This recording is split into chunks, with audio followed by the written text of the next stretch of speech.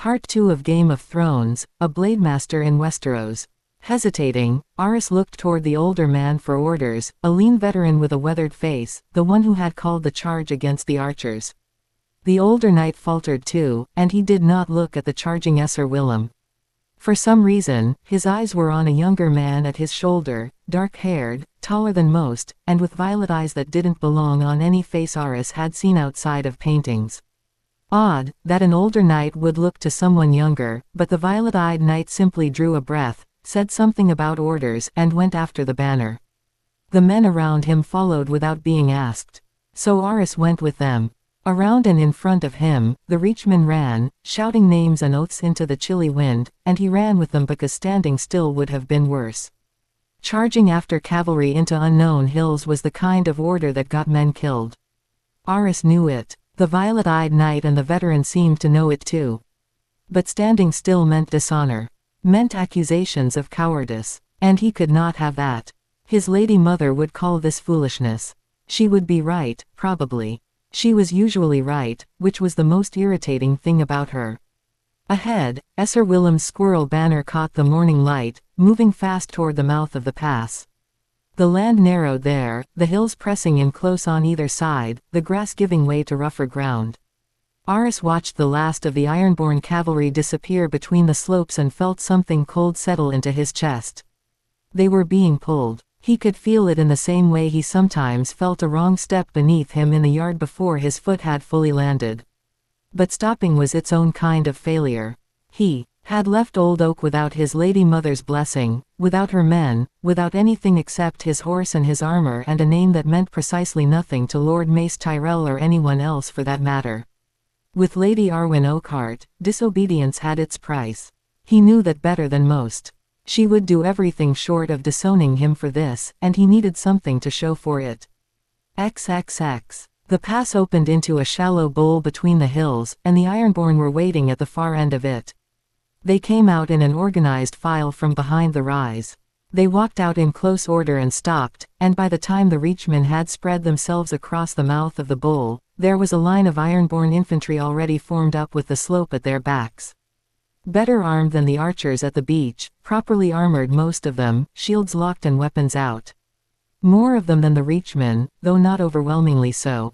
Perhaps half again their number. Esser Willem's trumpeter called the halt.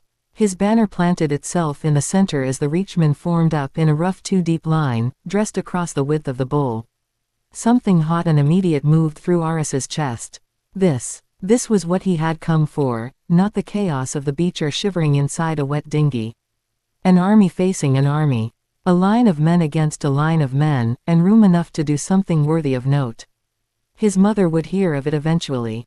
They all would. He would bring honor to House Oakhart.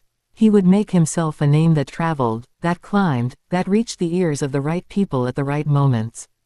King Robert filled his court with men he admired. Men who had done things. A knight who distinguished himself here, today, on an island no one had wanted to fight. For, might find a white cloak waiting for him at the end of it. Maidens would weep when he donned it. Bards would set the weeping to music, and his wastrel brothers would hear the songs and know exactly what he thought of their example. Aris grinned to himself as the line settled, men pressing shields together, finding their footing in the grass. He and the group he had attached himself to ended up in the second rank, left of center. Too far back. He wanted to be in the front of it, where the fighting would be thickest, but pushing through men at arms and levies to claim a spot that wasn't his would make him look green and desperate rather than eager. He stayed where he was. This is folly, the violet-eyed knight said beside him. Aris looked at him. The man was watching the Ironborn line settle, jaw set, not afraid exactly, but not smiling either. Afraid of some Ironborn scum, Esser. The words came out more sharply than he intended, but he didn't soften them. A single reachman is worth 5 of these rocks and salt savages. I fear only the obvious. The man's voice was even. Their cavalry wheeled off and disappeared. Infantry pins us here, then their riders come back and take our flank. Aris opened his mouth, closed it again. He was glad he didn't have much time to think on it, as soon the Ironborn line came forward at a walk, then broke into a run over the last 20 yards. The sound of them hitting the Reachman line was like timber coming down, a massive cracking impact that rolled all the way to the second rank. He felt it through the man in front of him as the man's back pressed against his shield, weight coming through suddenly and hard. Aris planted his feet and shoved back. He got his sword up over the man's shoulder, angled in like a spear. Searching for the gap between gorget and helmet, and found it. The Ironborn seized. 2 more took the space before the body had fully dropped to the ground. When he tried the same angle again, he caught the flat of the man-at-arms' own blade instead, the swords ringing hard against each other. The Ironborn in front of them nearly got his axe through the scramble. "Watch it, fool." The man-at-arms turned half around, face red, eyes wide. Mouth suddenly dry, Aris pulled his sword back, swallowing. He almost got the man killed. He watched the line after that rather than forcing his own openings, waiting, letting the rhythm of it come to him. Further along, the Ironborn found a weak spot and began to push through, and Aris's heart lurched, but then Esser Willem came up from behind the center with his household knights and plugged it, and the line steadied. Then the horn came on the far side of the bull. 3 short notes. "There," the violet-eyed man said, pointing. Aris turned and saw them. The Ironborn cavalry had come around from behind the western hill, and they were angling in a wide arc that would bring them down onto the left end of the Reachman line. 30-odd riders moving at a gathered canter. "They'll smash our left flank," Aris heard himself say. A hand closed on his surcoat and he was moving before he had decided to move, the violet-eyed knight pulling him and the men nearest to them out of the second rank and turning them toward the open ground to the left. Other men came, pulled or following, a ragged group of perhaps 12 pulling clear of the line and running at an angle toward the approaching horses. His body understood it before his mind did. Running. Aris would have called it cowardice to run from a battle had they not been running straight toward the enemy cavalry. They stopped on the leftmost edge of the line, spreading themselves in a thin curve to cover the flank, and Aris looked at the horses coming and felt the weight of his own body as he had never quite felt it before. The ground through the soles of his boots. The inside of his throat. The particular heaviness of his sword arm. "You want to stop a cavalry charge with no pikes," an older man at arms said. "Not even spears. We hold, or the line collapses," the violet-eyed knight said. The lean veteran gave a single nod. "Hold or die." Beside him, the younger man at arms, the one with the red eyes from the beach, said nothing. Just set his feet. Aris had trained the charge 100 times at Old Oak, always on horseback, always the one coming forward. He had imagined what it might feel like to be on the other side of it in the abstract way boys imagine things they haven't experienced. The abstract and the real were nothing alike. The horses were already large and growing larger, the sound of them building through the ground beneath him, and his legs felt strange, joints slightly wrong. He kept his feet planted. He would not be the one who ran. Reaching down, the violet-eyed knight drew his blade across the grass in a clean line. "They shall not pass this mark." Something moved through the group, straightening spines, tightening jaws. Aris felt it in his own chest, a sudden clarity that came up under the fear like a hand lifting a drowning man. He gripped his sword, raised his shield, watched the horses come. 50 yards. "Hold," the man said. 30. "Hold." They hit. Faster than he expected. Not all of them, though. Several riders saw the line hold and veered at the last moment, splitting off toward the beach, the Harlock ordered. Banners moving with them. But most came on, and the ones who came on found that horses, for all their size and speed, did not willingly run into a wall of men who didn't move. The front riders hauled at their reins and the animals reared or stumbled, and the men coming behind piled into them, and suddenly there were horses going down and men being thrown and the whole front of the charge was a mess of screaming animals and cursing riders. Only one man in their line broke, scrambling back on the grass in hands and knees, but the rest held. The riders who kept their seats came at them from horseback, hacking down. Steel rang and rang. One horseman angled straight at Aris, sword coming around in a flat arc, and he ducked under it and cut at the leg below the stirrup as the animal stepped past. The man swore and twisted, and his horse shifted under him, and when he tried to recover Aris was already inside his guard. The animal rode away with a dead man atop its saddle. The Ironborn behind the front lines, the ones that managed to stop in time, chose to dismount and came at them on foot. Two of them found Aris at the same moment. The first came with an axe, short-hafted and quick, and Aris caught it on his shield and felt the impact travel up through his shoulder. The second was circling to his right, looking for an angle. He couldn't watch both of them properly. As he turned to keep the circling man in front of him, the axeman immediately swung again, catching him across the back of the shield, and the force of it staggered him sideways. He cut at the circling man's sword arm to buy himself space, didn't connect cleanly, and then the axe was coming again and he had to get the shield back up. His breath came quick and sharp as he fought, and he stopped thinking in words. His body took over, parrying, shifting his feet, getting the shield where it needed to be, cutting whenever a gap opened. He scored a slice above a embrace, but then an axe blade skidded off the edge of his shield and caught him at the hip, finding the gap between the lower plate and the tasset. The pain came sharp and sudden and his leg buckled under him for a half step. In that half step, the second man's mace was already moving.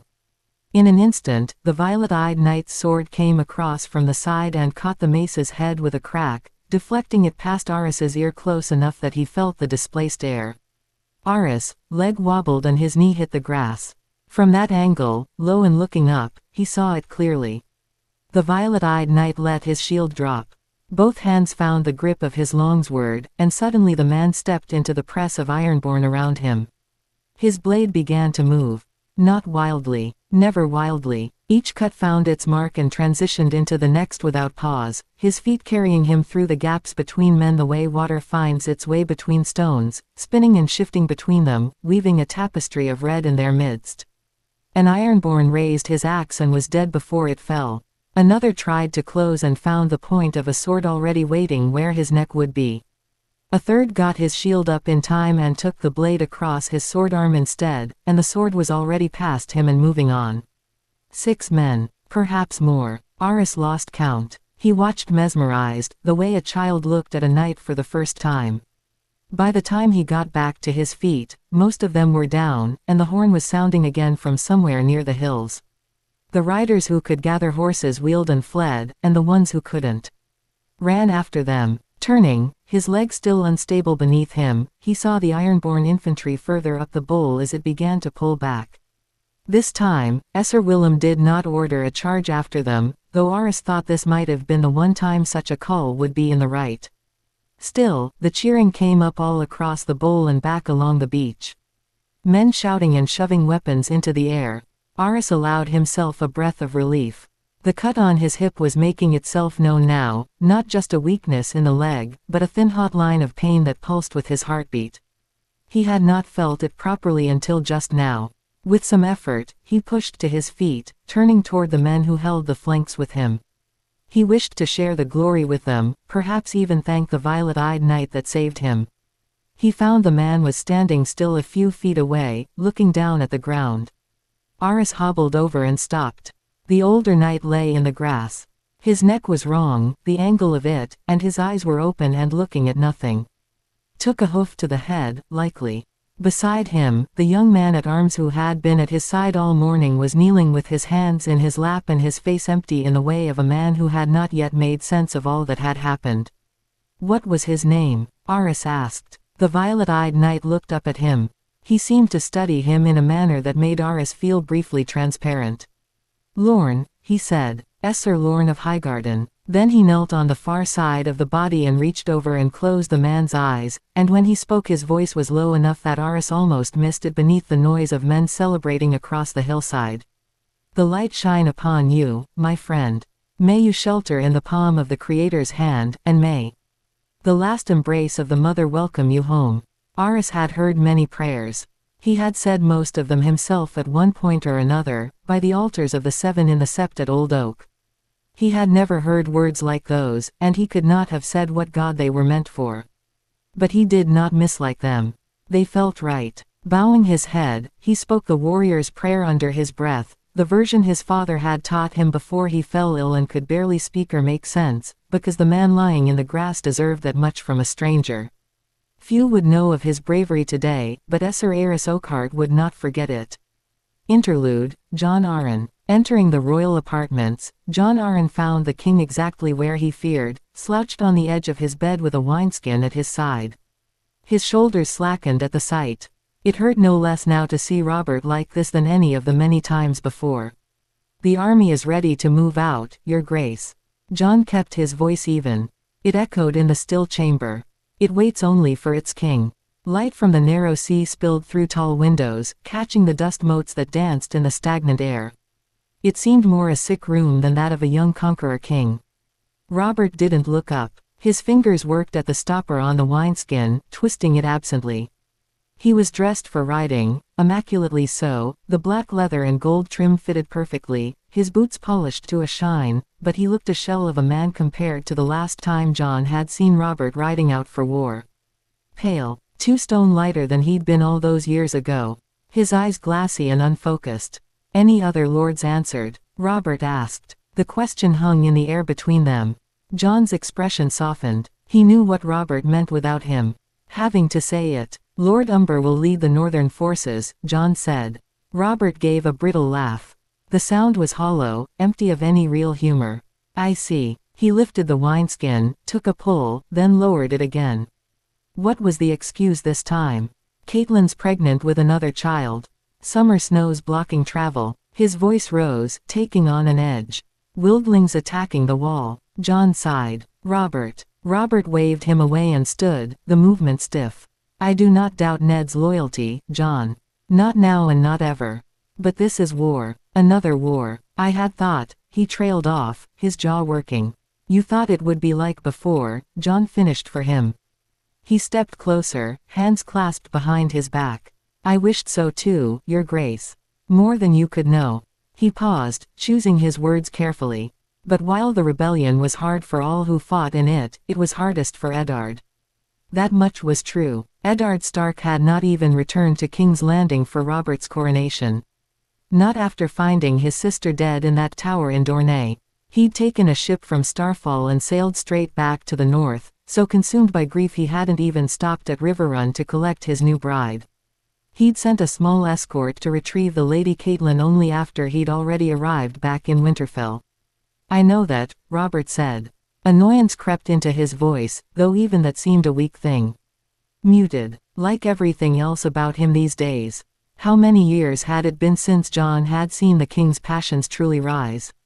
He had not thought much of it at first. When the tourneys died down some years ago, Jon had assumed Robert had simply grown weary of the pageantry. When the king stopped going out on hunts, Jon thought he'd grown tired of spending days in the woods. Instead of his luxurious chambers in the Red Keep. He had not truly worried until the horse stopped showing up at the king's rooms. That had been the clearest sign something was deeply wrong. Robert Baratheon, who had bedded half the tavern girls in the Vale before he was 8 and 10, who had boasted in between battles of finally making the 8, that Robert would never have turned away from women willingly. Jon had tried speaking to him about it, only to be rebuked. He'd gone to Grand Maester Pycelle next, asking carefully about maladies of the mind if not the body. But he should have known the Grand Maester would be too sycophantic and afraid to ever entertain the possibility that the king might not be doing well out loud. Who could he turn to for this? Eddard might have helped. Gods, but Jon had hoped the Lord of Winterfell would answer the call this time. Perhaps sharing the battlefield with his old friend might have stirred something in Robert, might have brought him back to himself. But it was not to be. It occurred to Jon, not for the first time, that perhaps Eddard was suffering just as much as the king.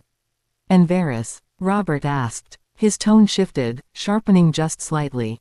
"What did he say?" Jon sucked in a breath through his teeth.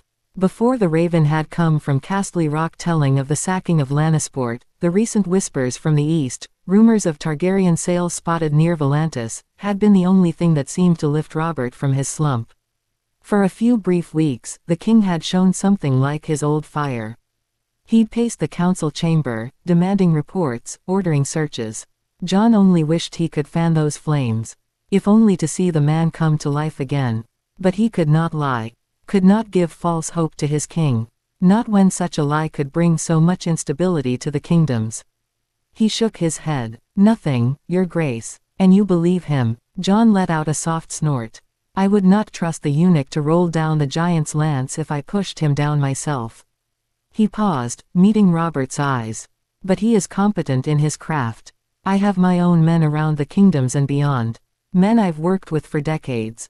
He spread his hands. If there are any Targaryens out there, they are ghosts, Robert. The Seven Kingdoms and its king cannot chase ghosts forever. Ghosts, Robert repeated. He looked away, his gaze drifting to the window. Velaryon and his fleet gone before Stannis even sets sight on Dragonstone. 3 Kingsguard vanished without a trace. Elia Martell and her Sprogs out there somewhere, plotting against my reign. He shook his head. Aye, ghosts indeed. Jon felt a headache forming at the back of his skull, a dull throb that promised to worsen as the day wore on. How many times must they have this conversation? He did not like to rebuke Robert too harshly on this subject. These so-called mysteries had been the only thing the king ever took a real interest in during his reign. The only time his eyes lost that glassy, distant look. And it was true they did not have solid answers. But the truth often came from the simplest explanations, not grand conspiracies. Velaryon had likely wrecked his fleet in the storm that swept across the narrow sea before Lord Stannis could take Dragonstone. Sir Gerald Hightower and his 2 fellow Kingsguard were either long dead or living as penniless exiles in Essos, their white cloaks sold for bread. Such famed knights as the White Bull and the Sword of the Morning would not have gone unnoticed by his contacts for long, not even if they went as far east as Ashai. And Elia Martell and her poor children.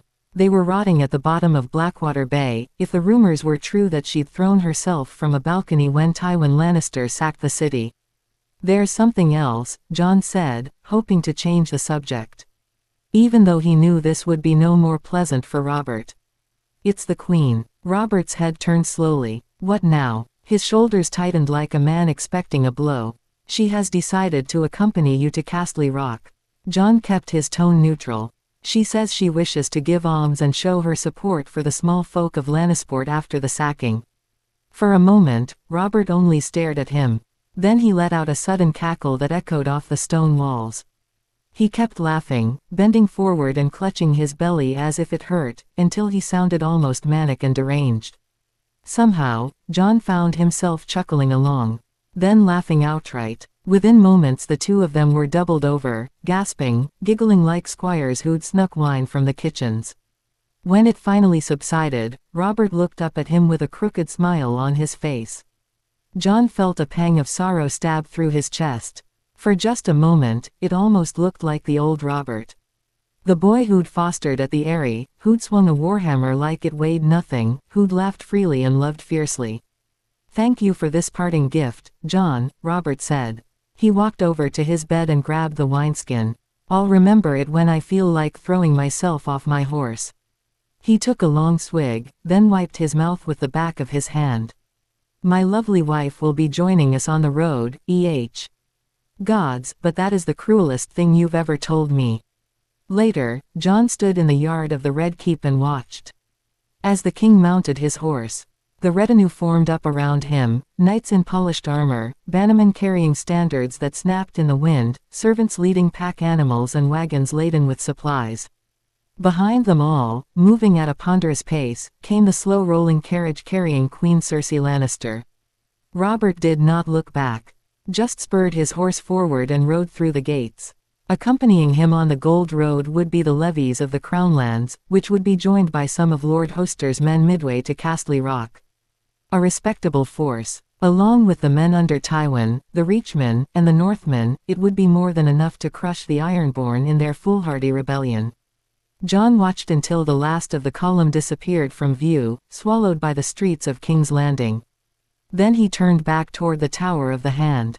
The king leaving would not affect much of his own duties. He already did most of the ruling of the kingdom himself, had done so for years now. He was a king without a crown, in truth. And seeing what the weight of that crown was doing to the boy whose brow it sat upon, a boy Jon loved like his own son, he only wished, like any father would, that he could bear it all for him. Galad. The beach had become a vast encampment, thousands of men and supplies crowding the sand and the rocky ground beyond it. Tents stretched in crooked rows up toward the cliffs. Cook fires sent thin columns of smoke into the gray sky. Horses stamped and whinnied in makeshift corrals. Somewhere, a smith's hammer rang against an anvil in steady rhythm. Most of the men who had fallen in the initial taking of the beach were buried in a long ditch dug beneath the cliffs. A septon had spoken over them earlier, his voice carrying across the beach as the wind tugged at his robes. He spoke of the mercy of the mother, the judgment of the father, the love of the maiden, the wisdom of the crone, the pride of the warrior. The men had stood with heads bowed. Some prayed. Others simply stared at the ground. Now, after the final boats approached the beach carrying the high lords and men of stature, Galad stood on a hillside near where they had held against the Ironborn charge. 2 graves lay side by side there, the recently dug earth darker than the fields of rock and grass around them.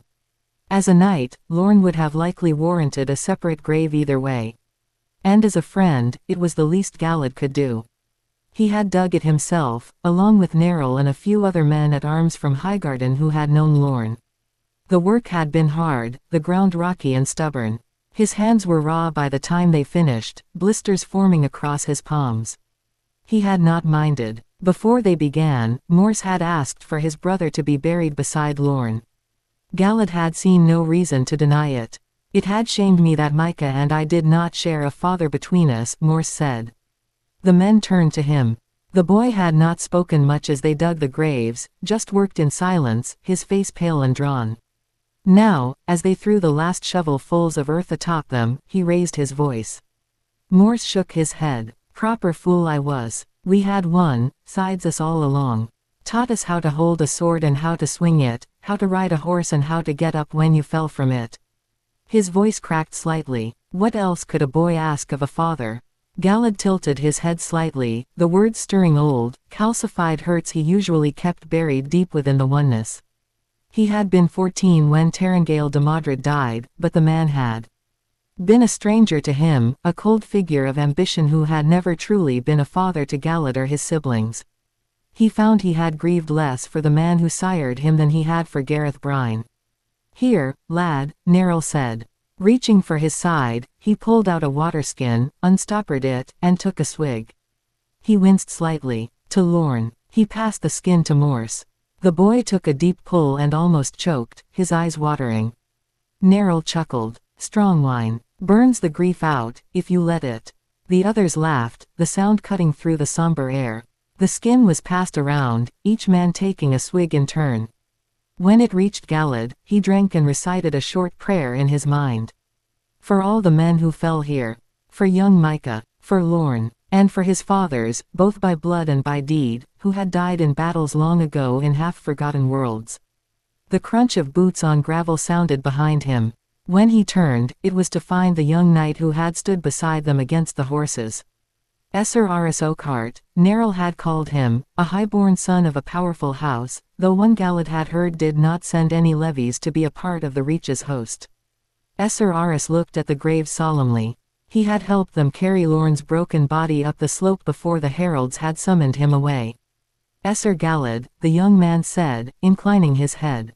Esser Aris. Lord Mace has summoned the lords and knights for a war council. Esser Aris paused, his expression uncertain. I thought you would wish to join. Galad felt a familiar instinct rise, an excuse to abstain already forming on his tongue. He had no hunger for the company of high lords, nor any desire to dictate the grand movements of maps and pins. He had wanted a simple war. A soldier's war. He wanted to march, to eat, and to strike against men who behaved as dark friends. But the memory of the morning's chaos sat heavy in his mind. The lack of coordination, the absence of scouts, the sheer, arrogant negligence that had cost Micah and Lorne and dozens of other men. It staggered him. He could not take the responsibility of those lives upon his soul, nor did he want the burden of command he had carried for a lifetime in another world. Yet, how many more would die if he remained silent? I do not need to lead, he told himself, but perhaps he could nudge. He could highlight the deficiencies and hint at the tactics they so clearly lacked. He nodded, more to himself than to the young Oakheart. Lead the way, Esser. XXX. The command tent was a monstrosity of bright green and gold silk, a cavernous space that smelled of expensive wax and sweat. Inside, more than a dozen knights crowded around a massive oak table where heavy vellum maps were pinned down by silver paperweights shaped like roses. Galad stood at the rear, his height allowing him to look over a few pauldrons. He remained silent, observing the figurines on the map. Lord Mace had brought no great bannermen to Harlaw, only the knightly houses sworn to Highgarden and his own household knights and men-at-arms. It was a transparent display of strength, a way to prove that House Tyrell was a power in its own right, independent of the overmighty lords who served them. Though Galad understood the reasoning behind it, it felt like a dangerous vanity to indulge in the middle of a campaign. "Enough, sirs." Mace Tyrell's booming voice cut through the bickering. "Enough. I will have my stalwart knights act not as unruly children, but as the flower of chivalry I know you to be." The murmurs died down. The men stood taller, preening. All around the tent, beside his own scuffed armor and Esser Aris's, the other knight's plate gleamed, polished to a shine. Not a scuff or dent to be seen among them. None had fought in the taking of the beach. Even Esser Willem, who commanded the landings, had not a mark against his plate. Galad did not let personal feelings rankle him. Leading from the rear was a sound choice for maintaining an army's command chain and coherence, if not morale. Mace Tyrell gathered a few flower figurines in hand. "As the Reach has done to the islands we were tasked to quell, House Tyrell will further divide our forces here." He smiled broadly. "Speed, sirs. That shall be our key to success." Nods of agreement followed. Excited cheers. Galad frowned. He did not like where this was going. "We will march out of here in 5 different armies, one for each keep House Harlaw controls on this isle." Mace pointed to spots on the map. "Their bannermen rule 4 other seats, but these tend to be smaller wooden keeps, likely to be abandoned for more fortified strongholds. Unless they threaten our supply lines, bypass them and head to the main castles. We shall take them all in a fortnight." Cries of "Aye" and "Tyrell" filled the air. One knight called out, "Who shall lead the columns, my lord?" A ripple of excitement spread through the knights. Men jostled for position, as if being in front of the lord would give them better claim for such an office. "Yes, yes," Lord Mace said, smiling. He seemed to enjoy the attention. "You need not fight amongst yourselves. My decision has been made." A hush settled over the group. Mace put down the first flower figurine over a spot on the map. "Esser Eigen Vywell shall take Harridan Hill." A burly man banged his gauntlet against his chestpiece. "The captain of Highgarden's Guard." More figurines were placed as he named the commanders, each followed by a small cheer from the named commander and his followers. "Esser Owen Inchfield will go to Harlaw Hall. Esser Vortimer Crane will fall upon the Tower of Glimmering. Esser Willem Withers will command the host attacking Grey Garden." Mace paused, then placed the final figurine. "And I will personally lead the main thrust against 10 Towers and Roderick Harlaw himself." Another round of whooping followed. Galad's frown had only deepened. Dividing an army for speed was sound strategy if speed was needed, but this could not be further from the situation they were in. He was walking forward before he knew he was doing it, bumping past several knights who grumbled at the intrusion of a mud-stained woodsman. He did not stop until he stood directly across the table from the Lord of Highgarden. "A word, if I may, my lord," Galad said, loud enough to be heard over the cheering. Lord Mace's eyes settled on him for a long moment before they lit up with recognition. "Ah, the hero of Dustinbury." He spread his arms wide as if to embrace him. The men closest turned to look. "Come, Esser Galad, come. I have not seen you since the battle in the inn. Where have you been hiding, my good man?" Galad bowed with practiced formality. "I was helping with the reconstruction in the village before joining your host, my lord." "Of course you were." Mace's smile broadened. "If what my daughter says is true, you are as good a woodsman as you are a knight. Noble work, helping those poor folks, and let it not be said House Tyrell did not contribute, Galad nodded. It was true. None in the village had spent a penny on reconstruction. "Right, tell me then. What is it, Esser Galad?" "It is about the division of our forces," Galad said, his voice level. "I do not question the boldness of the strategy, my lord. Only its necessity." The joviality in the tent curdled. Mace's smile didn't vanish, but it became a fixed, brittle thing. He gestured for Galad to continue. Approaching the table, Galad carried on. "The Royal and Redwyn fleets control the seas and the flow of supplies all across the Iron Islands." He ran his hand across the sea lanes on a secondary map. "The Harlaws have nowhere to run to. No reinforcements coming to save them. No more food beyond what they have in their stores. And so we strike while they are weak, Mace said, his tone still genial but edged with impatience. Speed, Esser Galad. We take their keeps before they can hole up and force long sieges. We already outnumber the forces on this island, my lord, Galad said carefully. But House Harlaw knows the terrain better than we do. They know the passes, the bogs, where to ambush us, just as they did in the battle to take the beach. He gestured to the map. Dividing our army will only weaken us unnecessarily. 5 supply lines instead of 1. 5 columns vulnerable to raids and ambushes instead of a single, concentrated force. The Ironborn are broken, Esser Owen Inchfield said, eyes narrowed at him. They scattered like rats when we landed. You would have us crawl across this island like old women afraid of shadows. A few knights chuckled. Galad kept his voice level. Their infantry fled with few losses, Esser, though I understand you were not there to see it. Even if they scattered, that does not mean they will not regroup. That they will not strike at our flanks when we are spread thin. Then we crush them when they do, Esser Vortimer Crane said. He was younger, eager. Better to force them into battle than let them hide behind walls. It is also likely, Galad continued, that once Pike and House Greyjoy dip their banners, House Harlaw will do the same. Roderick Harlaw is said to be a sensible, clever man. He will not fight to the bitter end once his liege lord has capitulated. There is no need to bleed our men in 5 separate bogs for a victory that is already inevitable. Mace Tyrell's smile thinned. You would have us sit idle, then. Wait for word from Pike while the other kingdoms take their islands and we accomplish nothing. I would have us take this island methodically, my lord, Galad said. One keep at a time, with our full strength. Minimize our losses and ensure victory. Minimize our losses, Esser Willem Withers repeated. He was older, gray-haired, his face weathered. Tell me, Esser, how many battles have you commanded? Galad hesitated. Too many, he wanted to say, but the knight seemed to take his silence for fear. Withers stepped closer, his expression hard. You speak like a boy too afraid to leave his mother's skirts.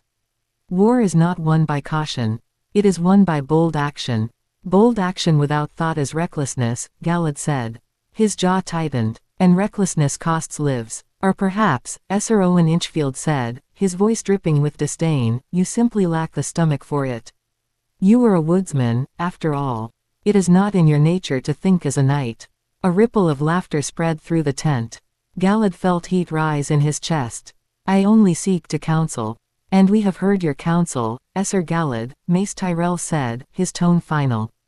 But I will not have it said that House Tyrell lagged behind while the other kingdoms won glory. The plan stands. He looked around the tent, his voice rising. We march at first light in the morrow. 5 armies. 5 victories. The reach will show the realm what true strength looks like.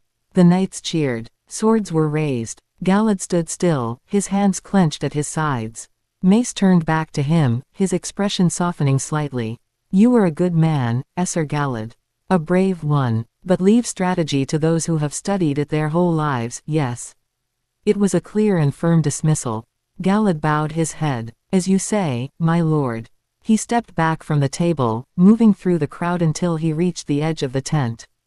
Outside, the air was cool and damp. The clouds had thickened overhead, promising rain. Galad stood for a moment, breathing slowly, forcing the into the flame until he floated in the cold of the void. He could not follow such men for long, he thought, and the decision came easily to him. He could not serve a lord who treated the lives of his soldiers like coins to be spent on his own reputation. Once this war was over, he would leave. He would renounce his position as a Tyrell knight, even if it meant breaking the promise he had made to young Garland. He would not be a part of this folly a second time. They set off early the next morning. Galad walked beside the men, part of the column led by Esser Willem Withers. The army snaked through the hills, heading northeast toward Grey Garden, a castle that sat on the northeastern tip of the island of Harlaw. Without a proper port, they had brought few horses to land. Galad had left his own warhorse stabled in Highgarden. For now, only Lord Mace, the commanders of the armies, and a few of the richer knights rode instead of walked. The rest trudged on foot, armor clinking with each step, boots scraping against rock and dirt. The strategy, if it could be called that, relied entirely on SRO and Inchfield seizing the port at Harlaw Hall, about a day's march east, to establish a lifeline. Lord Mace had avoided landing by 10 Towers and its port town precisely because of how much Lord Roderick Harlaw had reinforced it. Until then, each column of 1,000 men depended on 10 pairs of mules pulling small wagons and what they could carry on their own backs. Another absurdity, in Galad's mind. Provisioning an army should be a commander's first concern before any thought of battles, much less of victory. Should Esser Owen fail to take the port town by Harlaw Hall, their campaign would be doomed before it could even start. 6 hours into their march, the first attack came. They had been moving through a curving pass between 2 rocky hills when a trumpet blasted twice from the vanguard. Cries of "Ironborn" rippled back through the line, but by the time Galad's company reached the river ford, the fighting was done. 24 reachmen lay in the mud, their blood clouding the water of the river. The Ironborn had vanished, leaving only a handful of their own dead and a mess of hoofprints heading north into the high country. Esser Willem doubled the scouts after that and tripled the men protecting their small baggage train, but the land was a maze of crags and gorse. By nightfall, 2 scouting parties had vanished into the mist. The lone survivor told a tale that chilled the campfire less dark, cavalry, appearing from the very stones, striking with the suddenness of a mountain storm. Fearing a nighttime raid that never came, they slept poorly that night. Ate little in the morning. Were marching again before the sun fully rose. The mood in the army was somber after the first day's harsh welcome to Harlaw, but the lack of further attacks throughout the daylight hours gave the men some hope that those had been lucky breaks for the Ironmen. It was on that second night that the Ironborn truly struck. This time, they had not found a village to settle in for the day. Instead, a farmhouse served as the center of their camp. The Ironborn seemed determined to deter their advance by any means. Everywhere they had passed through was a burned husk, and the farm, mostly, was no different. The barn had been torched. The chicken coop was a charred skeleton. The pigsty a blackened ruin. Only the house itself stood intact, which Esser Willem was quick to commandeer it for himself and his knights. The Ironborn must have taken all the animals with them, and killed the ones they could not move. A cow with a broken leg was found in a puddle of dark, congealed blood in the fields, flies swarming thick around the corpse. Later, the first 3 men to drink water from the well were squatting by the bushes even now, groaning and clutching their bellies. The 4th had been observant enough to notice the dead pig wedged inside the well, bloated and rotting.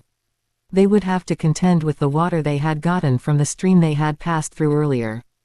As one of the knights under Esser Willem, though certainly one without favor, Galad had been given command of the first watch. He set the sentries in staggered rings around the farmhouse and the fields where the men were camped. No campfires were to be lit, so as not to impair their own vision. He had even ordered men into the stubby, wind-bent trees, telling them to watch the camp's interior as much as the dark horizon. In the end, none of it mattered. He had just handed over the watch to one of Esser Willem's veterans and slipped into a shallow sleep when he woke to screams. He stumbled out of his tent with only his pants on and his sword at his side. The oneness came to him almost by instinct, that quiet clarity settling over his mind like a veil. Around him, the camp erupted in chaos, but he could look at it with a clinical eye. Riders galloped through the edges of the camp in small groups, cutting down men where they stood, still dazed from sleep. Others rode past throwing lit torches into tents and pavilions.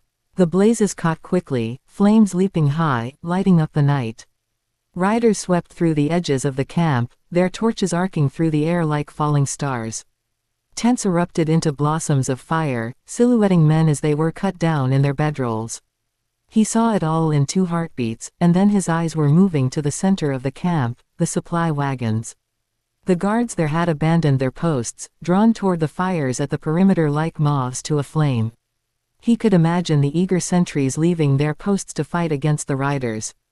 An understandable mistake, but a costly one if the Ironborn managed to reach the supplies. Men ran all around him. Some screamed. Others moved like rats in a flood, confused and panicked. Some still hid in their tents despite being awake. No one rallied them. No one. Galad grabbed the next 2 men that ran past him. "You 2 are with me," he said, and in the cold of the void, the edge in his voice made them obey quickly enough. He moved through the chaos, gathering more men as he went. Some recognized him and fell in without question.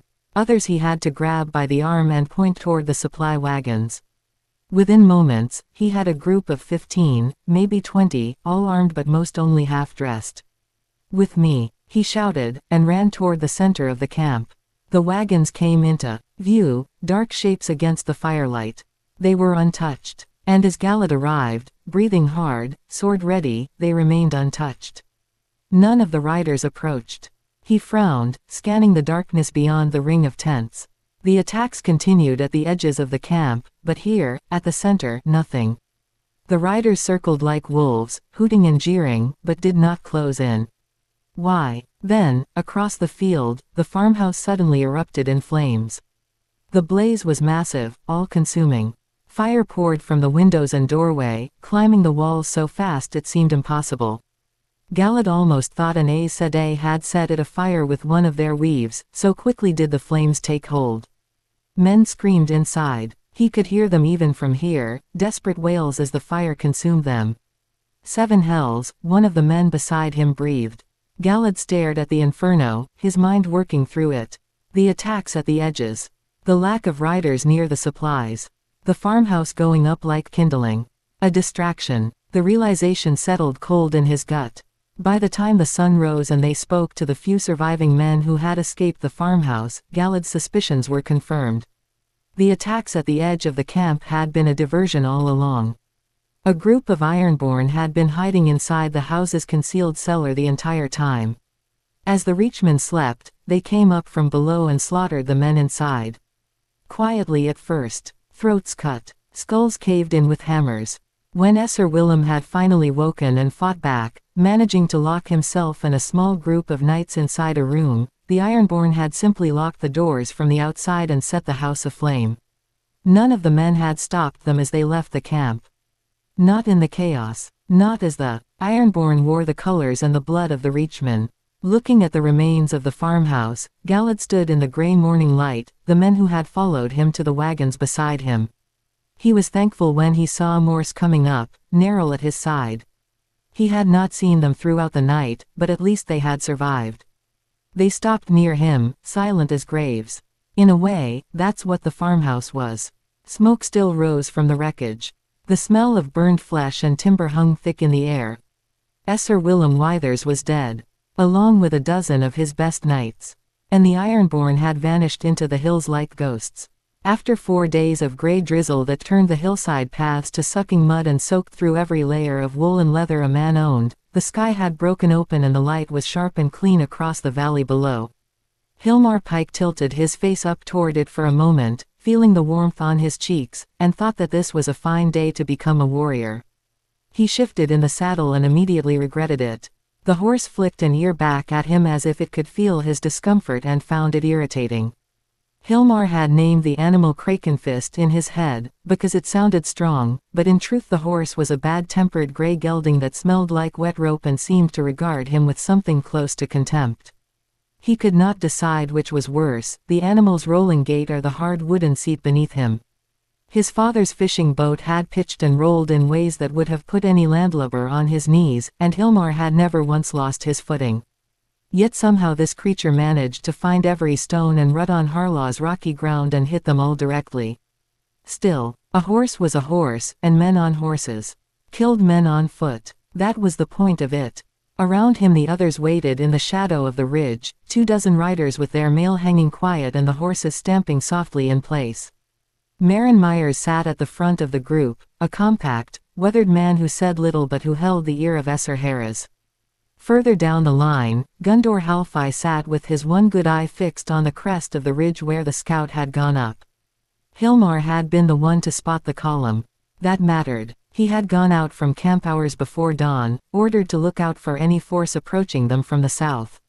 More to get a good view of the sun rising than anything, he had climbed the ridge in the early gray light, and there they were, men in wagons coming up north, small as beetles in the distance, heading toward the valley floor below. He had scrambled back to camp so fast he'd torn his knee open on a rock and not even noticed until he was already talking. Esser Harris had not been there to hear it, off harassing the landings by Harlaw Hall with most of the cavalry. But Meryn had listened, and Meryn had nodded, and now here they were. Last night, they had left him behind for the farmhouse raid. He was a runner, he knew, pressed into service and not meant for fighting like this. Too young, they said, too green. He had argued and been ignored. But this was different. He had brought the information himself. He had climbed the ridge himself. They could not cut him out of this one. Let them try, he thought, righteous anger burning at his chest. Footsteps came down the rocky slope, and the scout appeared from behind a shelf of stone, dressed in gray leathers the same color as the hillside. "They're coming," the scout panted, looking up at Meryn. Just like the boy said. Someone leaned over from the next horse and slapped Hilmar hard across the shoulders. He sat up straighter, spine stiffening, trying to look like the warrior he felt he was becoming. No more stupid errands around the village. No more gutting fish. No more tying nets. How many? Meryn asked. 4 wagons, no more than 20 men walking beside them. The scout scratched at his chin. Ragged lot. The wounded from last night, I'd say. Saw some knights in the wagons. Dead, methinks. Meryn grunted. Aye, heading west to their flower lord at 10 Towers. Esser Harris said the boys killed the lordlings in the farmhouse. Important men. Men whose families will want a body to bury in the green grass. A scoff came from the back of the group. Not much to loot from dead and dying men, Vicken muttered, spitting into the dirt. Aye, another Ironman added, casting a sidelong glance at Hilmar. Thought the boy had found us a supply column. I've a hunger for something other than dried fish and rain. Hilmar felt his face flush with heat. He shot a burning glare at Vicken, but the older man merely shrugged, unimpressed by his posturing. We're here to kill Reachman, Meryn said, his voice flat and final. Don't matter if they've got gold and food up their bums or nothing but rotting linen on their backs. We kill them anyway. Kill enough of them, mayhaps they start thinking Harlaw isn't worth that much blood. Gundor Halfai made a low sound of agreement from down the line. The veteran had a face like a piece of dried salt fish and had been raiding since before Hilmar was born. Only place in the islands where they haven't had it easy, he said. Not a bad thing to be remembered for. The men nodded, a grim pride settling over the company. Hilmar felt his chest swell. The only ones to stand. It was a fine thought. He could see it. Songs about the men of Harlaw, the last house to bend. His name in them, maybe. Hilmar Pike, who spotted the column and rode with Meryn Myers and Gundor Halfai. They didn't sing songs about fishermen. He had thought about that as the scout climbed back up the ridge, and thought about it still when the man came sliding back down 5 minutes later and swung up into his saddle without a word. Meryn raised his hand and moved forward, and they all moved with him. XXX. The pass was narrow enough that the horses had to go single file, their hooves muffled by the strips of cloth wrapped around them. The walls of rock rose close on either side, the shadow between them cool after the open sun. Hilmar watched the back of Meryn's horse ahead of him and listened to the creak of leather and the occasional soft clink of a mail ring.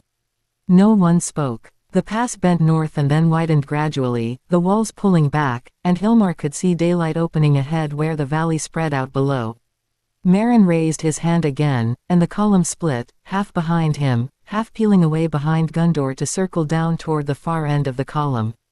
They picked up speed. The trot became a canter and the canter built toward a gallop, and the valley opened fully in front of him, wide and bright in the noon sun, and there was the column below, just as the scout had described.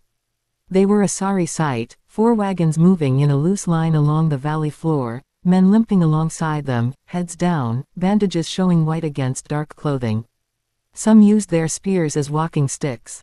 One man near the front had his arm in a rough sling, his head wrapped in cloth-stained rust brown. Beaten men, broken men, heading home to lick their wounds. Someone in the column looked up.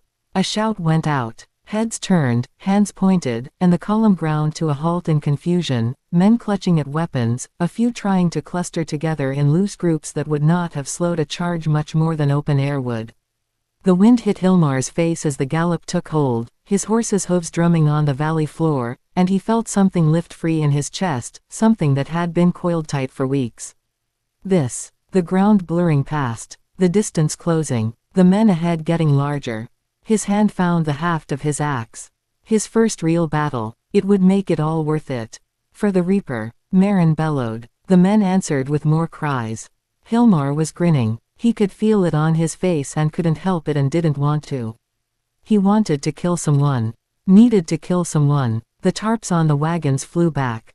He had a single moment of confusion, of thinking, the corpses were moving, before his mind caught up with what his eyes were seeing. The bodies in the wagons were rising.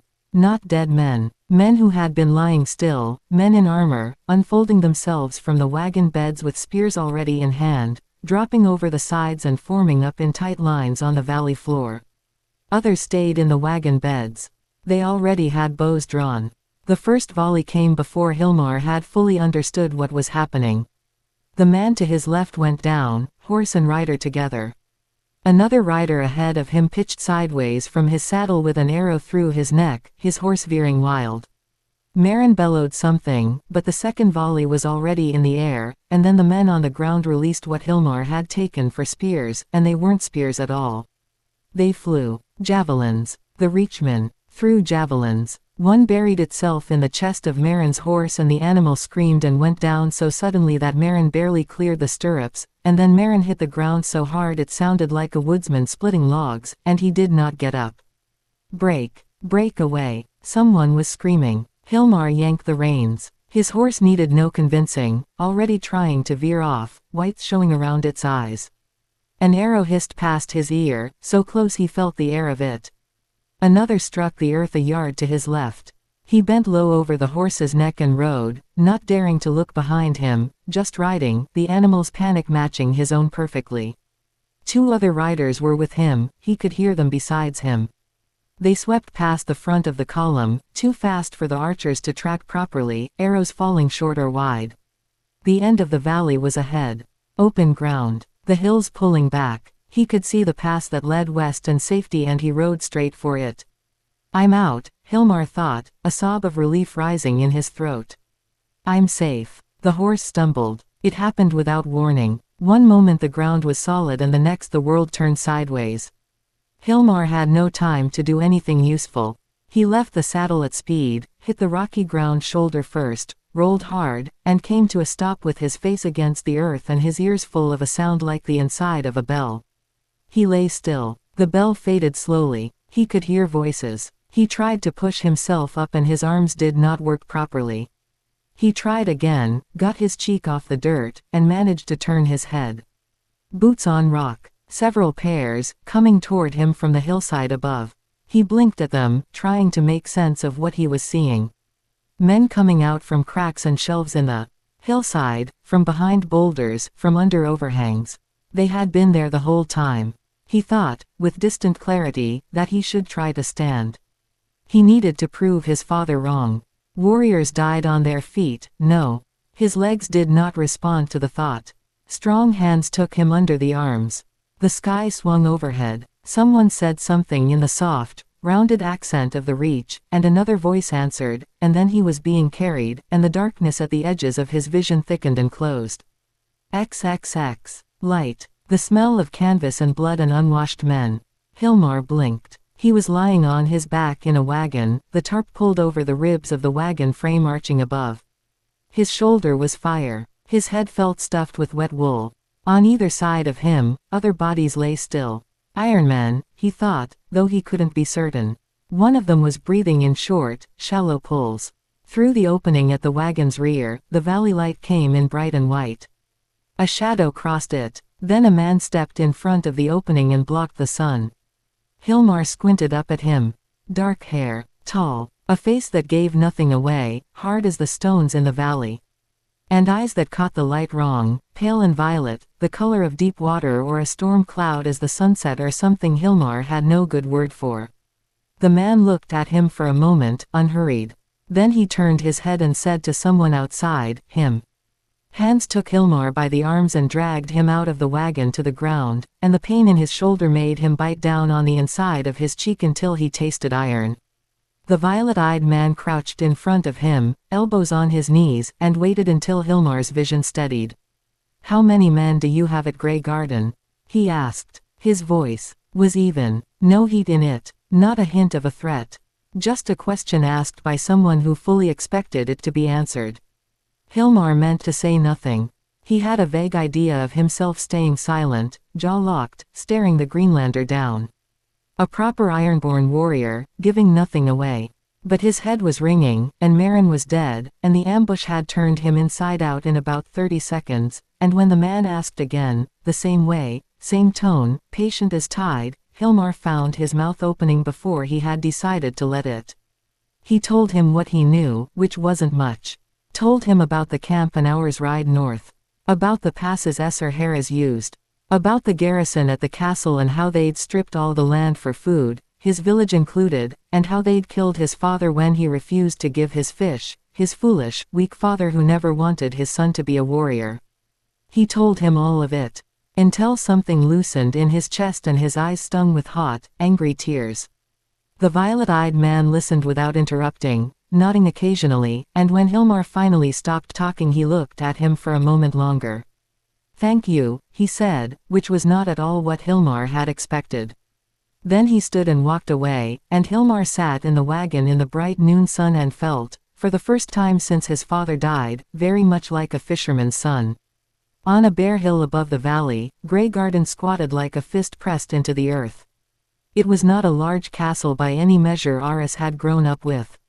2 squat towers rose at the corners of the curtain wall, broader at the base than they were tall, their crenellations worn and dark with weather. The walls themselves were perhaps 30 feet high, built from the same black stone that seemed to compose most of Harlaw's miserable landscape, fitted tight and close without mortar gaps a climber could find purchase in. No great gatehouse, no barbican, no decorative stonework of any kind. Everything about it looked purely functional, built by men who had no interest in impressing visitors and a great deal of interest in killing them. Aris had grown up in Old Oak. He had visited Highgarden and Aldtown and half a dozen other Reach castles besides. He had seen what stone and wealth and generations of pride could produce when put together. Grey Garden was nothing like any of that, and it would still cost them badly to take it by storm. Behind them on the slope below the hill, 800 men worked with the grim, unhurried energy of soldiers who knew they were going to be somewhere for a while. Trenches went in along the natural lines of the ground. A party of men at arms was already stripping timber from the stands of wind-bent trees that survived in the lower valley, dragging the wood back up toward the siege line. The sound of axes carried up the hill in clean, flat cracks. Aris rode in the group of 6, Esser Galad to his left, Esser Manfred Rodden on the far side, Neril and 2 of the older men at arms filling out the line. Above them, a square of white cloth hung from a lance, turning slowly in the island wind. Occasionally, his eyes would shift toward Esser Manfred, narrowing at the man who had tried to take the army for himself. He shook his head, snorting. Only one knight left alive from the farmhouse fire, and the man had walked into the council circle they'd formed and simply announced his seniority as if that settled it. The older men at arms had looked at each other, eyebrows near their hairline. Esser Manfred Rodden had a less than stellar reputation as a fighter but a spotless one as a fool, and when Neril said something under his breath that Aris hadn't fully caught but whose meaning had been clear enough from the faces around him, it had nearly come to blows. Aris had not wanted the command for himself. He was 18 and unknown, and for all that the Oakhart name meant in the Reach, it was not yet his name to spend.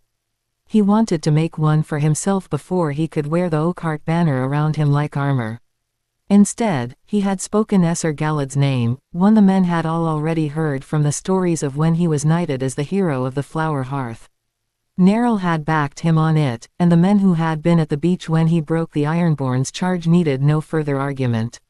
So Esser Galad led, despite never having asked for it and seemingly finding the whole development mildly inconvenient.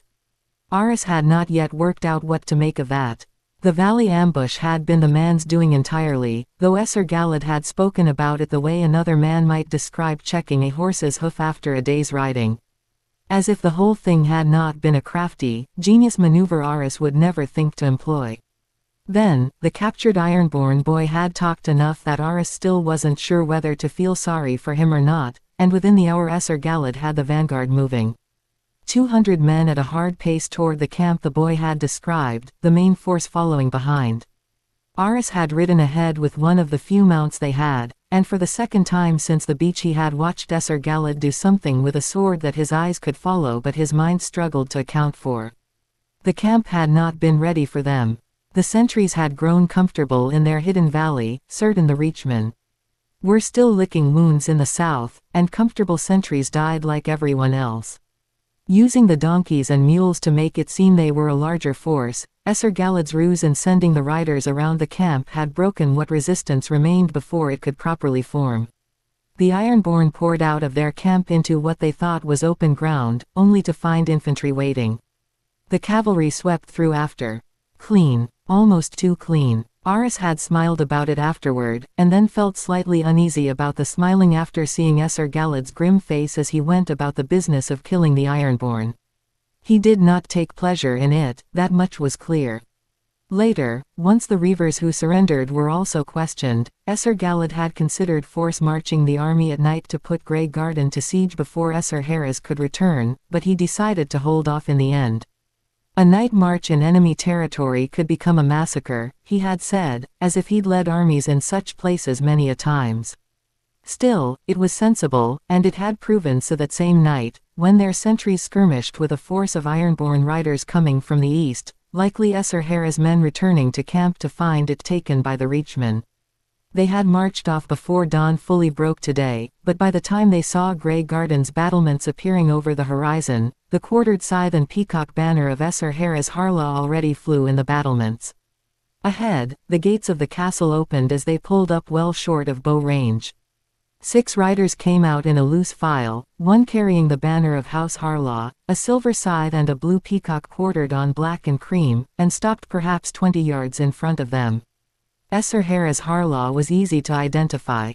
He sat tall. In the saddle, taller than the men around him, a long-faced man with dark hair cut close and dark eyes that held no particular warmth. His armor was plain and well kept, no ornamentation, no colored enamel, not a rose or a flower emblem anywhere on his person. At his hip hung a sword in a plain scabbard, and Aris recognized it not by any marking but by the way the hilt caught the light differently than steel should. Nightfall. He had heard the name. Esser Harris looked across the space between them without hurry, his gaze moving from face to face. Measuring. Dismissing. Moving on. To whom do I speak? Harris asked, his voice like grinding shale. Esser Manfred cleared his throat. I am Esser Manfred Rodden, the senior-most knight of the army that surrounds your keep, Esser. You may offer your terms of surrender to me, if it pleases you. Aris felt heat rise in his throat. He drew breath to answer it, already turning in the saddle, but a hand moving at the corner of his eye stopped him. Esser Galad, barely a gesture, 2 fingers lifting from the pommel of his saddle. Aris closed his mouth. He wasn't entirely sure why. The motion had been almost nothing. Scoffs moved through the Ironborn riders like a small wind through grass. Esser Harris gave Esser Manfred a look of the particular coldness reserved for things beneath serious attention, then let his gaze slide away. There will be no surrender, Esser. My lord has commanded I hold this castle, and so I shall, until he commands otherwise. His eyes moved across the line again, slower this time. Now, which of you broke my men in the field? I was clear that I am the... Enough, old man. Esser Manfred's mouth kept moving for a moment without producing sound. Harris's gaze had settled on Esser Galad. The violet-eyed knight met it. Without expression. Esser Harris, he said. If you are here, it means Esser Owen Inchfield has taken Harlaw Hall. He left a brief pause. No. Something shifted in Harris's face. Not much. A slight tightening around the eyes. Even now, Lord Mace closes around 10 towers, Esser Galad continued. Every other castle on this island will fall, by siege or storm. The seas are closed to you. No one is coming. He held the man's gaze without challenge in it, simply stating facts as they were. Spare your men the suffering that is to come. Lay down your arms and surrender with honor. I swear no harm will come to anyone inside your keep or on your lands. Harris was quiet for a moment. When he spoke, his voice had shifted slightly, some of the formality worn off it. It was you, then. He tilted his head. Meryn was a good man. One of the best I've had. I would know the name of the man who bested him. I am called Galad Damodred. Aris coughed into his fist. This is Esser Galad of Dustinbury, Esser. The hero of the flower hearth. Harris nodded slowly. Well met, Esser Galad. His expression did not change. But know that there will be no surrender from me. No trickery will save you the blood it takes to storm these walls. Until Lord Roderick sends word, my banner flies above Grey Garden. He gathered his reins and turned his horse. If you want it down, come take it yourself. Galad's voice stopped him. Esser Harris. The Iron Man looked back over his shoulder. Let us spare our men and settle this cleanly, Galad proposed. Single combat between us. Armored or unarmored, you may choose. The Ironborn retinue went still. Aris himself felt his breath catch. One of the riders behind Harris shifted his weight, leather creaking. Harris did not move for a long moment. His right hand drifted down, almost without his seeming to notice it, until his fingers rested against Nightfall's hilt. He looked at Esser Galad. Aris had seen men take the measure of an opponent before. It was a thing you learned quickly in the yard, the way a man held himself, what his hands were doing, how his eyes moved. He had done it himself 100 times. He watched Harris do it now, watched the man's gaze settle on Esser Galad's face and stay there, and then watched whatever conclusion the man reached register in some small and private way. Harris's hand moved away from the sword. He turned his horse and rode back through the gates without a word, his men filing in after him. Once the Ironborn were safely inside, the Reachmen turned their own horses back toward the camp. How dare he, Manfred spat, his anger boiling over. This up-jumped barbarian with his foreign gods and Esser Manfred. Esser Galad did not raise his voice, but the rant stopped as if the word was a blade at his throat. He looked at the man with an expression that was not angry exactly, but had no warmth in it at all. I did not ask for this command. Yet in the end you agreed to it all the same. A pause. Are you a liar, Esser? Esser Manfred's mouth opened, closed. The next time you put your name where it does not belong, Esser Galad said, I will ask you to put your steel behind it. Are we understood? The old knight's face had gone the deep red of a man experiencing several emotions at once and handling none of them well. He managed a nod, barely, and then put his heels to his horse and rode back toward the camp without looking at anyone. Neril made a sound somewhere between a cough and a laugh. Old fucker was starting to annoy me worse than an itch, he said. He looked at Esser Galad. So, what now, Captain? Aris turned in his saddle. Do we storm it today, or at dawn tomorrow? Esser Galad exhaled slowly through his nose. We don't storm it at all. Aris blinked, confused. What? Why spend our men's lives taking it? He nodded back toward the castle. Esser Harris told us himself. When 10 Towers falls, he dips his banner. There is no strategic value in rushing. He looked out across the siege line below, the men digging, the timber coming in. We set our lines, hold the perimeter, and wait. With supplies flowing from Harlaw Hall, we can sit here as long as we need. I'll drink to that, Neril said, and the men at arms around him made sounds of agreement. Aris nodded slowly, pushing down the flutter of disappointment that came with it. It was the right answer, he knew. Probably. The Ironborn had nowhere to go and no relief coming, and Grey Garden's black walls would not come down cheaply. How many men would die for a bare hill on a miserable island with nothing on it worth taking? He looked back at the castle anyway. At the banner flying from the battlements, dark against the pale sky. It would have been something, though. XXX. The column from Harlaw Hall arrived the following morning. They brought grain and dried meat and 24 casks of mead, which the men greeted with more enthusiasm than the food. They also brought Esser Owen Inchfield. With his own coterie of knights, he rode in looking as polished as he had in the yard at Highgarden, his armor clean, his horse a fine animal that had clearly never waded through an ambush in a rocky valley. Before all the present men, he read from a letter with the seal of the Lord of Highgarden. With Esser Willem dead and the port taken, Esser Owen had been given command of the entire eastern half of the island, and he had no intention of waiting. Before the sun was fully up, the orders had spread through the camp like a fever. They were to storm Grey Garden at once. The screaming carried clearly across the open ground between the camp and the castle walls. Galad stood at the edge of the camp and watched it, trying to keep his hands still at his sides. The first ladder had gone up crooked and fallen before a man reached the third rung, taking 2 soldiers down with it into the men below. The second had found the parapet, briefly, and 2 men had made it onto the battlements before the Ironborn pushed them back over the edge. A third one had been hacked down with axes, and the soldiers halfway up to it had to scramble down under a hail of arrows and rocks. Below the walls, the battering ram crew had been at the portcullis for several minutes.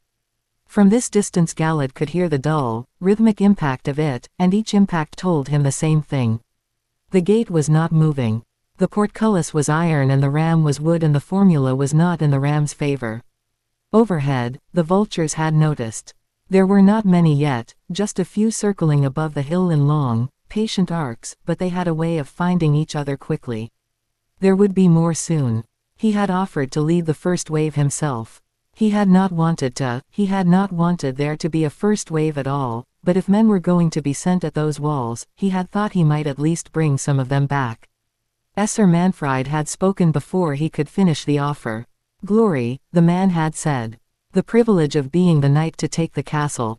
He had straightened his back when he said it, puffing out his chest like a cocksure bird showing off. Sir Owen had not wished to give Galad the honor, so Sir Manfred. Rodden took command. Now he watched like the vultures, counting their numbers as they gathered above, and kept his hands still. Another ladder went up. Another man made the parapet, got one leg over, and then an axe came down and he didn't get the other leg over. From the walls, a rock the size of a small child was heaved over the crenellations and dropped into the men clustered below with their ram. The screaming that followed was different from the screaming that had been going on before. Wetter. He was already walking by the time Neril spoke behind him. Where are you going? He didn't answer. The grass was short and dry underfoot, the ground uneven with the earthworks the men had dug the previous day. He heard Neril follow, and then heard Morse a few steps behind him, and kept walking. Sir Galad. Morse caught up to his shoulder. Sir Galad, don't do something. Stay here, Galad said, and kept walking. He found Sir Owen Inchfield on a low wooden platform that had been knocked together from siege timber, raised just enough to see over the heads of the men between him and the castle, or so that he could be seen instead. He stood with his arms crossed and his expression composed, watching the assault with the mild attention of a man watching a training exercise that wasn't going quite as he'd hoped. 2 men of his retinue moved to intercept as Galad came up. He walked past them. Owen's eyes flicked to him, but he did not turn around when he spoke. Sir Galad. There is still time to stop this. Galad stopped beside the platform and looked up at the man. He kept his voice level. They had already had this conversation once today as the men gathered to storm the castle, and Galad did not expect a different answer, but he would not stand at the edge of camp and watch in silence while men died against a wall for no reason. Order the retreat. Let us set a proper siege, or at the least request engines from the ships. Sir Owen turned to look at him. His expression was pleasant as if he was enjoying himself. The thrill of command suited him well, perhaps, or the thought of the glory to come, a castle to sack, a story with his name at the front of it to tell back in the Reach. This is Lord Tyrell's will, Sir Woodsman. He glanced back at the castle walls. Are you a traitor to your lord now? Beneath the walls, someone was screaming a name. Calling for someone who wasn't answering. How many men must die before you see the folly in this? Galad asked. He heard the edge in his own voice and did not bother smoothing it.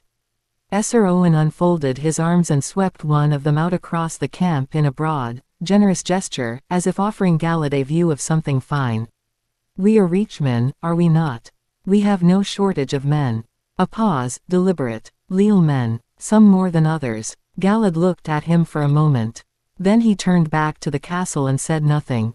There was nothing to say. He had known men like Sir Owen before, in another life and in this one as well, men who wore their smallness like armor, more prideful than any true great man. Nothing Galad could offer would reach through that. He had spoken, twice now, and it had not mattered, and the only thing left was to stand here and watch or go back to the camp and wait. So he stood and watched. 15 minutes later, as the number of men dwindled along with their spirit, and not a breach was had, Esser Owen raised a hand to someone in his retinue. A trumpet sounded, 2 short notes, and the men below the walls began to pull back, to the cheering of the defenders. Above them, they came in slowly at first, then more quickly, those who could walk helping those who couldn't. Most of the shields that came back had arrows in them. Some of the men had arrows in them too, the shafts bobbing as they walked, one man with 2 in his left arm moving with the fixed, silent concentration of someone refusing to acknowledge his own body. Others wept without seeming to know they were doing it, faces blank, tears cutting clean lines through the grime. A few cursed the gods, or the Ironborn, or the Ironborn's mothers. Galad counted them as they crossed back through the earthworks. He counted until it was clear no more were coming. Of the 200 men sent out to soften the defenders, as Esser Owen had put it, some 70 men had not come back. He could see a few of them from here, shapes in the grass below the walls, one still moving faintly, too far for anyone to reach without going back into bow range. The vultures were lower now. He could hear their grunting calls, like hungry pigs or dogs barking in the distance. After speaking with someone close to him, a runner went out with Esser Owen's orders, and returned a few minutes with a heavy-set man-at-arms with a cut above his eye and his surcoat half torn away at the shoulder. He stopped in front of Owen and pulled off his helmet, breathing hard. "Where is Esser Manfred?" Owen asked. The man wiped the blood from his eye with the back of his hand and looked at Owen without much expression. "Somewhere beneath the walls, Esser."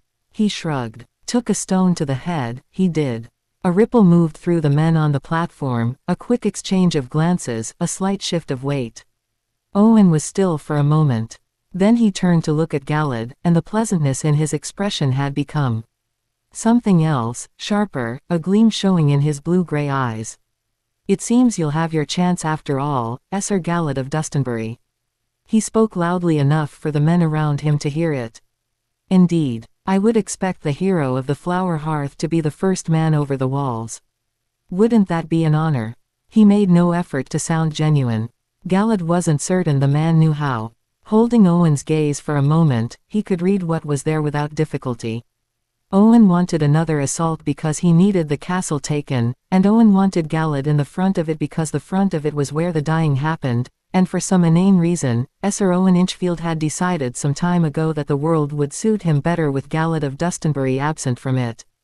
It was not a complicated calculation. And if Galad refused, or failed to take the castle at once, Owen would keep sending men at those walls in waves until the numbers solved the problem for him. 70 men had died this time. 70 more might next time. And the time after that. "As you say, Esser," Galad said simply before he left. Neril and Morse fell in beside him before he had gone 20 yards. "Is it to be a siege, then?" Neril asked. Galad shook his head. "Second wave in 1 hour," he said. "I will lead the attack myself." "Then we'll follow you, Esser," Morse said. Stopping, Galad turned on the boy, looking into his fierce, impassioned eyes. In reality, Morse was the same age as he was now, and yet he was a boy still, with a boy's heart, full of anger and grief that had been sitting in him since Micah and Lorne went down on the beach. Galad had seen that look before, where all those emotions churning inside were begging to be released into the world in as violent a manner as possible. He had worn it himself once, a long time ago in another world, when he was younger and rasher and learned that the only woman who had ever been a mother to him had been taken. Morse met his eyes without flinching, chin lifted slightly. "I will be in the thick of the fighting," Galad said. He held Morse's gaze. "The very thick of it. I want that understood." Morse nodded, looking, if anything, more eager. "Good," Neril said. "If you're there, it'll be the safest spot on the field." "Easy choice." "The safest," Galad exhaled slowly through his nose. Shaking his head, he looked at them both for a moment, these two men who had no particular reason to follow him and had done so anyway, and felt something in his chest tighten in a way he did not entirely have words for. "I did not wish to bury any more friends in this war," he said. "But I will not stop you." They started walking again. "You have a plan?" Neril asked. Morse elbowed the older man in the side. "Course he has a plan. Don't be an idiot." He glanced at Galad. "You do have a plan, Esser Galad." A simple one, but sometimes those worked best. Yes. Morse nodded as if this confirmed his entire worldview. Neril seemed satisfied. Morse, Galad said. Find Esser Aris Oakheart and bring him to me. The boy peeled off without another word, already moving at a jog between the tents. Galad watched him go, then turned to Neril. Gather 40 men to you, he said. Men with guts, Neril. They're going to need it. Neril cracked his knuckles. Aye, he said. Shouldn't take long. The wind was brisk as it came up from the distant sea, cutting through the gaps in his armor as Galad took his place at the front of the line. The sky above the hills was pale and featureless, the kind of flat gray light that made it seem as if the world had gone still. Ahead, the hill on which Grey Garden sat rose in a long, steady incline of rock and scrub grass, and at its crown the castle's walls rose dark and imponent. Upon hearing the trumpet call, Galad started forward. Behind him, 40-odd men moved with him, Neril and Morse among them, Esser Aris Oakheart somewhere in the middle of the group, the ladders distributed between teams of 4. They carried the small ram between 2 men on handles of green timber, cut just that morning. The eastern wall drew closer with each step, lower than the rest of the curtain, which was the only reason they were pointed at it. 30 feet was still 30 feet. In broad daylight, with nowhere among the rocky hills surrounding the castle to maneuver secretly, there was no advantage to be had here except that this was where the Harlaws would expect an attack, and Galad intended to give them what they expected. The defenders saw them almost immediately. Heads appeared above the crenellations, fingers pointing, voices carrying down the hillside in the sharp tones of alarm. A horn sounded from somewhere inside the walls. Galad did not quicken his step. If anything, he slowed slightly, and the men behind him, as instructed, slowed with him. They climbed the incline at a steady pace, more with an illusion of urgency than true hurry. Every archer on those walls would be measuring the distance now, knocking arrows, deciding when to loose. He wanted them deciding as long as possible. More heads appeared, more movement on the battlements. A bow came up, was drawn, was loosed. The first arrow struck the earth 10 feet in front of him, standing upright in the thin soil. Shields up. The creak and shuffle of wood going overhead rolled back through the group. He glanced back once, saw shields raised in a broken roof of battered wood, and turned forward again. Hold your hearts steady, he called. The arrows came in earnest now. They hit the ground in scattered clusters, unpredictable, and the sound of them was everywhere at once, the whisper of the air they cut and the flat crack of impact against wood and the duller sound of impact against earth. One man cried out sharply somewhere behind him. He heard a body go down and kept walking. The incline steepened toward the summit. They were in the open fully now, no crags or folds in the ground to offer any relief, just the grass and the rock and the sky and the walls above them getting larger with every step. Glimping over his shield, he could see the defenders clearly now, could see the shapes of men leaning over the crenellations with bows and rocks and anything that could be thrown at another man. Now, Galad shouted, then he ran. The roar came up behind him as if it had been waiting. He could hear the thunder of boots on the hillside, the voices of the men, and he ran with his shield angled up and forward, watching the wall getting closer beneath the rim. Above, defenders lined the stretch ahead of him. A glint of metal caught the gray light, and he quickly pulled the shield up hard and the arrow struck it with a force that jarred his arm from wrist to shoulder. He held the grip and kept running. The wall came up and he hit the stone base and pressed himself flat against it, the cold of it reaching through his armor. Around him, the men came in fast and ragged, gasping from the run, and the ladder teams were already moving, bracing the feet of the ladders in the soil and shoving them up against the stone. 8 of them went up along the stretch of wall, the defenders above, immediately trying to throw them clear. Rocks came down. Arrows flew at steep angles, finding the men who weren't tight enough against the wall's base. A man put his foot on the first rung of the nearest ladder and made it to the third before a rock struck his shoulder. The sound was much like an arrow striking wood, a sharp crack, and the man fell away screaming, rolling on the ground with his arm held at an angle it should not have been. Farther down, the ram crew made their attempt at the gate. He heard the first impact, and then heard the thin liquid sound of something being poured from above. The crew scattered away from the portcullis quickly after that, and Galad did not blame them for it. They had done their part. The attempt on the gate had never been the point. Esser Aris appeared at his shoulder, back flat against the wall, breathing in controlled bursts, eyes quick and bright. Neril came in on his other side, a cut already bleeding on his forearm from something Galad hadn't seen. Arrow, likely. Morse was there too, teeth set, eyes slightly too wide. "Where are they?" Aris asked. Just as he spoke, the trumpets came. Not one, several, from the far side of the hill, building on each other, and with them the sound of voices, hundreds of voices, rising into a single roar that carried across the rocky ground and up the walls above him. The main force, the bulk of the army, coming up the opposite slope with as much noise as 300 men could produce between them.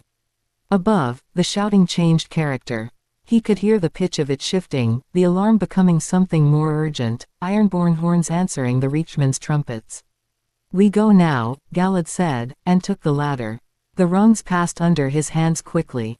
He looked up once and a defender was leaning over the crenellation with a rock raised above his head, only for an arrow from below strike the man in the chest.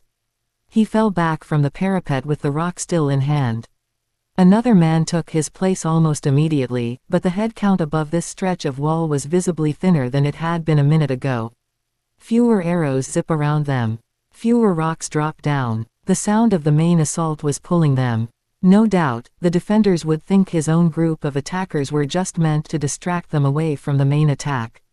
They would rush there in numbers, and would likely get there in time to prevent the storming as well. But the men there did not need to take the walls. They needed only to wait for him. Galad would see the gates open himself.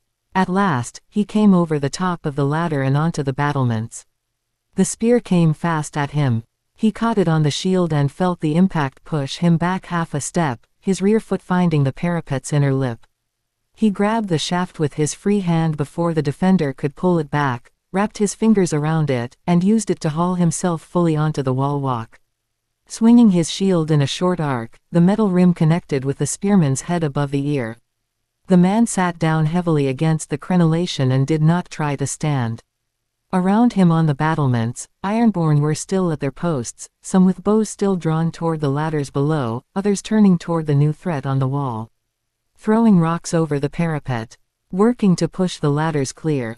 3 of the ladders went over before the men could stop them, their occupants dropping away with shouts that faded quickly. But 5 ladders still stood, and he could hear boots on the rungs of the nearest one. He needed to keep this section of wall until those boots cleared the parapet. That was all. It would all be for naught if he couldn't hold. So he would. 4 men came at him, and his sword sang out of its scabbard in a rasp of metal on wood. He went deep into the void, and in the void he was very still and very cold, and every moving thing around him was completely legible, for they were a part of him as much as his own self. He knew the exact arc of the first sword before it reached him. He knew the second man's footwork and where the gap was going to be. He knew, distantly and without concern, that there was a 5th man coming from the far side of the Merlins, and he filed that fact away for when it became relevant. The sword he deflected into the path of the second man's axe, and 2 necks are sliced open in one counter-stroke. The 3rd man thrust low and Galad stepped aside it and cut him across the back of the knee in passing. The 4th man had a mace and more courage than sense, and he swung it in a wide horizontal arc that would have taken someone's head off if Galad had been where it expected him to be. He was not where it expected him to be. He danced amongst them as if it was all a choreographed routine, his feet never in the same spot for more than a second, sword flashing to strike an artery or a gap in the mail. The 5th man strikes him at his blind spot, and he only hears it because, in the void, he is also the Iron Man's blade, and one cannot be blind to oneself. The sword skitters harmlessly against his shield, and he kills the attacker without turning around. Footwork only, a quarter step to the left and a backhanded cut, and then he was moving forward again. In the space of as many heartbeats, 5 men fall dead around him, and then boots hit the battlements from the ladders. He heard Esser Aris's voice coming up behind him, and the sound of the young knight engaging the defenders coming from the left. The wall walk was narrow, barely wide enough for 3 men abreast, and Aris was using it well, keeping his shield forward and working in short controlled cuts, giving ground only when he had to. With the left side held, Galad swept right. Some defenders here were pulling back from their positions, some abandoning the wall entirely, others backing toward the gatehouse in a knot. He did not let the knot become a wall. He moved through the retreating men like a fine butcher, his sword finding each one in turn, the blade moving between guards and through them, and the battlements behind him emptying except for the bodies. 3 large men stepped up together from the direction of the gatehouse, big-framed ironborn with the look of men who had done this before. One carried an axe with both hands. The second had a mace. The third held a spear and shield at close quarters range, which in a narrow space was the most dangerous of the 3. The spearman rushed him with half his body hidden behind the shield. Feinting right, Galad batted the spear away, used his foot to trip the man, then pushed him off the wall before he realized what was happening. The axeman was next. He was fast and his reach was long, and his first blow would have split Galad to the navel if Galad had not already been moving laterally along the parapet's inner face. The axe took a chip out of the stone instead. By the time the man recovered for a second swing, Galad was too close inside his reach for the axe to be useful. The man realized this and grabbed for him. Letting him get a grip on his shield arm, Galad used the pull to drive his elbow into the man's jaw, and then his sword into the gap below his raised arm. The mace carrier struck at him from the right while this was happening. Galad took the blow on the edge of his shield and felt it all the way up into his neck. The man reared back for a second swing. To his left, a hand was appearing over the crenellation, and the mace carrier shifted his eyes toward it for perhaps a quarter of a second. That was enough. His sword flashed, and suddenly 3 big men looked just as small as the rest of them when laying flat on the ground. The man cleared the parapet beside him. Narrow, he realized, the older man stopping to catch his breath, but then Galad was already moving toward the gatehouse because there was no longer time. The defenders were running toward the gatehouse, abandoning this stretch of wall to them when it became clear they could not stem the tide. Galad ran after them. "With me," he called back, but he did not slow. He reached the door as the last man was pulling it shut behind him, one hand braced on the frame, and hit it with his full weight, and the door came back hard. Something on the other side gave a sound between a shout and a grunt. He kicked the door fully open and went through. A short stone landing, the top of a stairwell, torchlight shining below. 2 men in the doorway, one of them with a hand pressed to his face where the door had caught him. The other had his sword drawn. Galad killed him first in a single pass, then the men behind him piled in through the door, killing the defender on the ground and streaming past him toward the stairwell. Galad followed them quickly. The going was tight on the steps, barely wide enough for 1 man at a time, curving down and to the left in a tight spiral. The stone here was old, the mortar. Between it dark with damp. Torches in iron brackets sat every 10 feet. 2 of his men died in front of him as they fought their way down. He had to climb over their bodies, and the bodies of the ironborn who tried to hold the stairwell but fell to his blade. The space turned into a coffin. There was no room for footwork, no room to move off a line, no room for the forms the way he had learned them. He fought with small movements, elbow and wrist and the flat of the blade, using the wall as a backstop when he needed it and using the bodies as obstacles as more men streamed up. The torchlight made everything amber and strange. Pain screams echoed against the stone. Galad felt like he was being pressed on all sides, but the discomfort was a distant thing in the void. There was no room for fear, for doubt and remorse, even as he killed so many men, even as some of them looked like young boys wearing armor too big for their bodies. Near the bottom of the stairs, 3 defenders were hauling a door shut behind them as he came off the final turn. Galad parried a feeble attempt as he reached them, answered with a flashing thrust, then kicked the body down so that it fell across the threshold, sprawling over the gap before the door could close. The other 2 took one look and abandoned the attempt, sprinting down an adjacent stairway that led deeper into the castle. A low-ceilinged square room laid open before him, with the stairways side by side, the one they had come down from, and the other the defenders had fled to.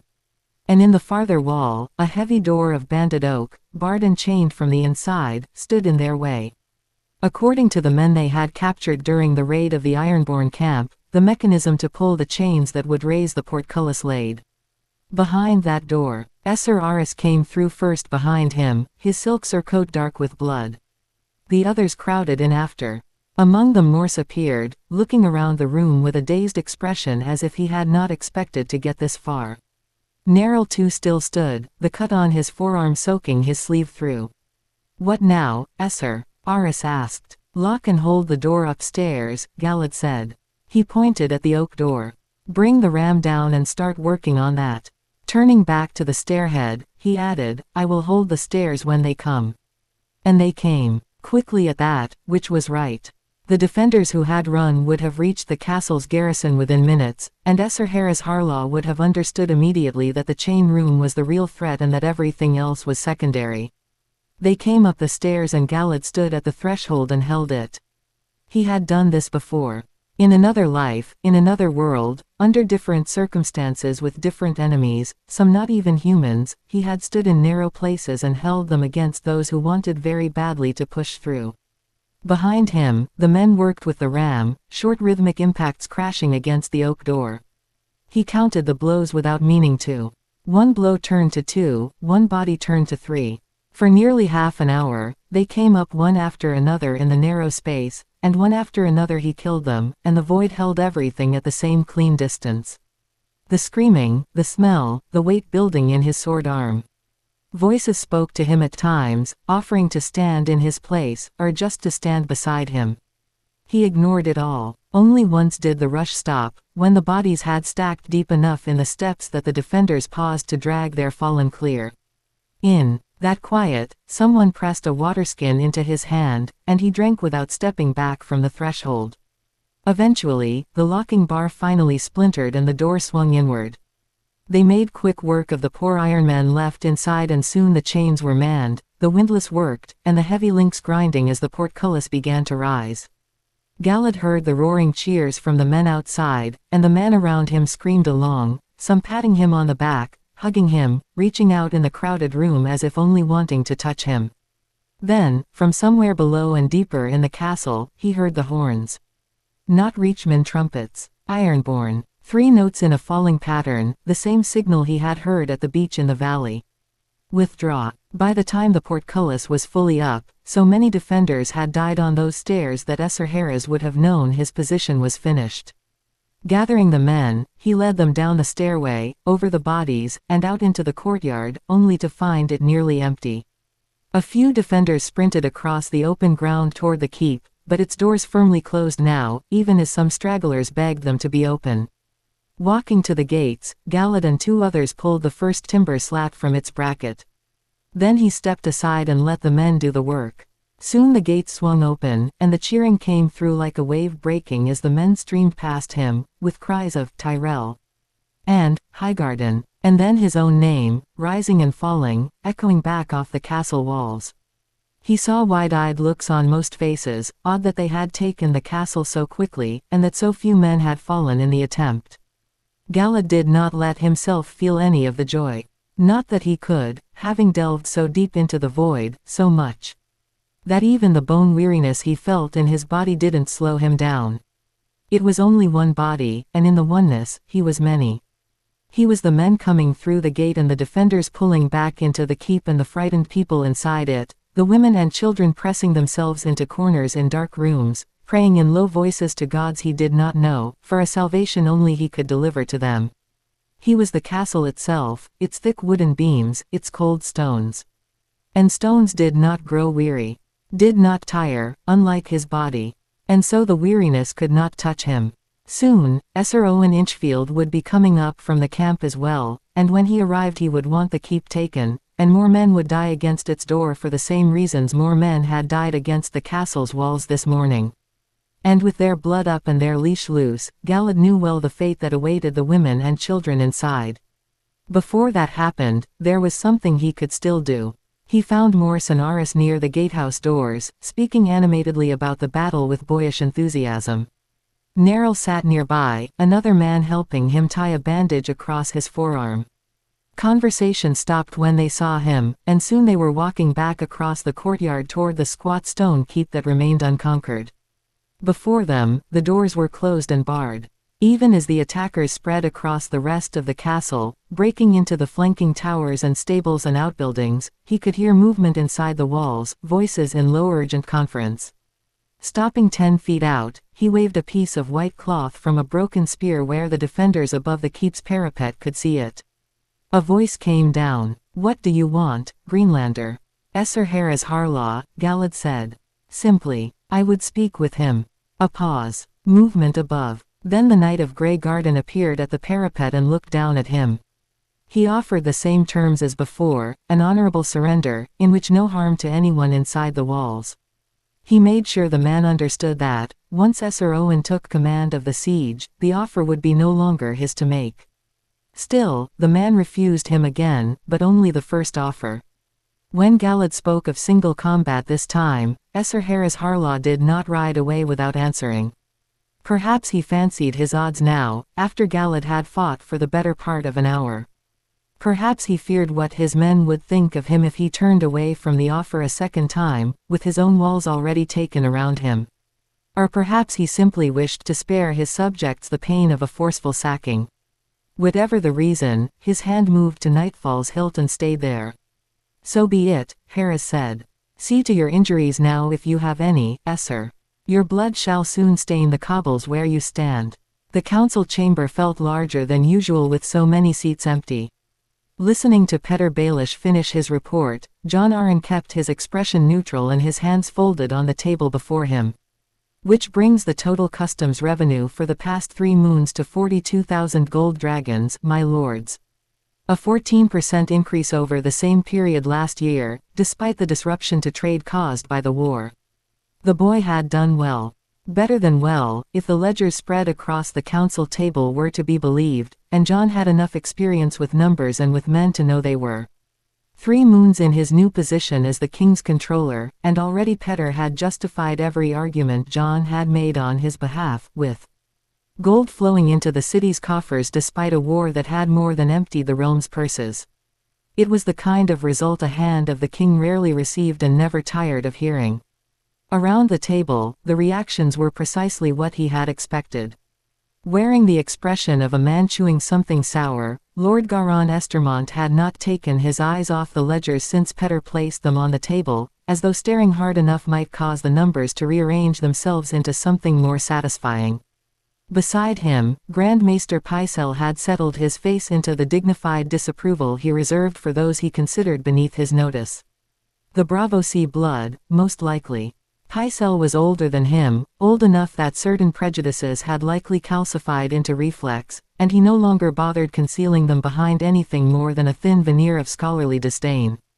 John felt a quiet and familiar satisfaction settle in his chest as he watched them both twist themselves into knots trying to find fault in the young man's work. He had not always been so certain about bringing Petter over from his office in Goldtown. He even regretted it sometimes, considering how much gold the young man had brought into his own coffers there. But Lisa had insisted. She had been fond of the boy since they were children at Riverrun, and King's Landing had not been easy for her. The noise and the smell of it, the politics, the distance from her Uncle Brynden. He had not been able to give her much in the way of comfort. A companion in a city as foreign to her as the Eyrie had been when they were first wed was the least he could manage.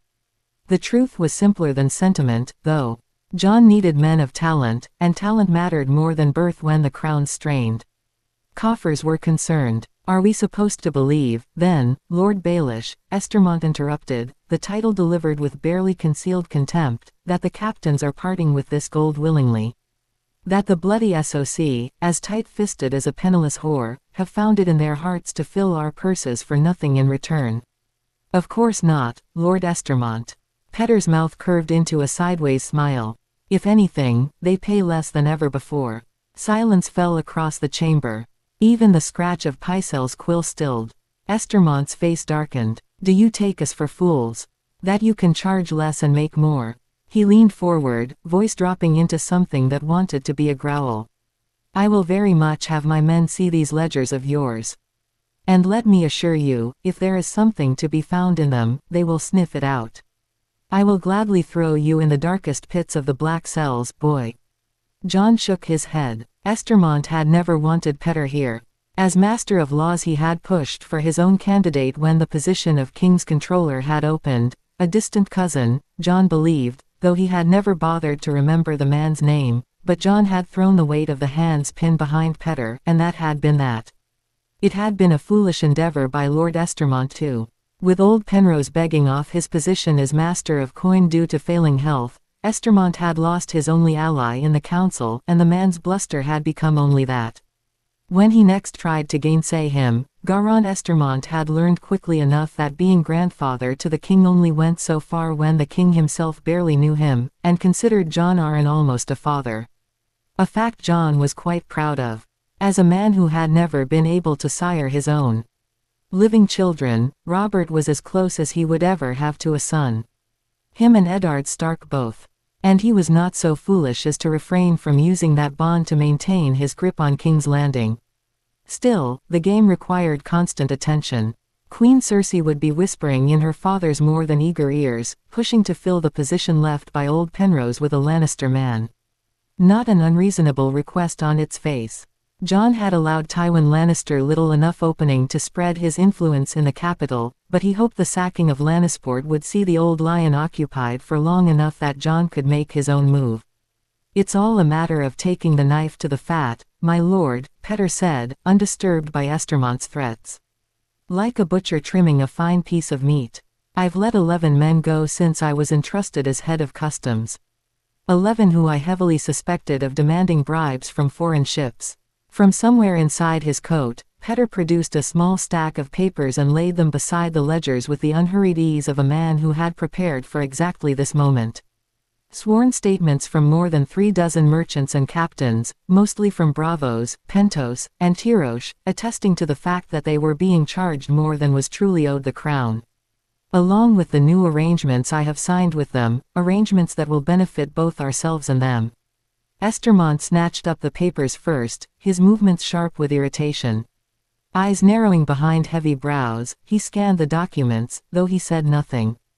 Pycelle took his turn next, chains clinking softly as he bent over the parchment. Jon accepted his own copy last, though of course he had already been shown and approved these deals Petter had brokered. Truly, the boy had a talent for finding gold like no other. Now it was all about the presentation. Minutes passed. The only sound was the rustle of parchment and Estermont's labored breathing as he searched for holes in the arrangements and failed to find one. "Come now, my lord," Jon said, setting his papers down and raising an eyebrow. "Are we to fault a man for his competence?" Estermont huffed and sat back. Jon turned to Petter. "That is quite the feat, Lord Baelish. Truly, I am impressed. But to ease the minds of this council, do tell us how you managed to convince traitors from as far away as Qarth to sign these." Petter's eyes caught the light. "Well, my lord, if you must know, I simply treat these captains, the important ones, of course, as a man treats a woman he's trying to woo." "Oh, indeed. Nice conversation. Some wine. An expensive dinner. Only instead of seeing the deed done myself, I employ a few talented women who are much more capable than I." Across the table, Grand Maester Pycelle's face colored. "Preposterous," he babbled, chains rattling as he shifted forward. "To use such base methods as the king's controller, why, I have never heard." The door to the council chamber opened with a groan that cut through Pycelle's objection. Jon turned, grateful for the interruption. He did not need to hear moral indignation from a man who partook in the same trade himself despite his vows to the Citadel. It was an open secret, really, if one had enough eyes in the castle.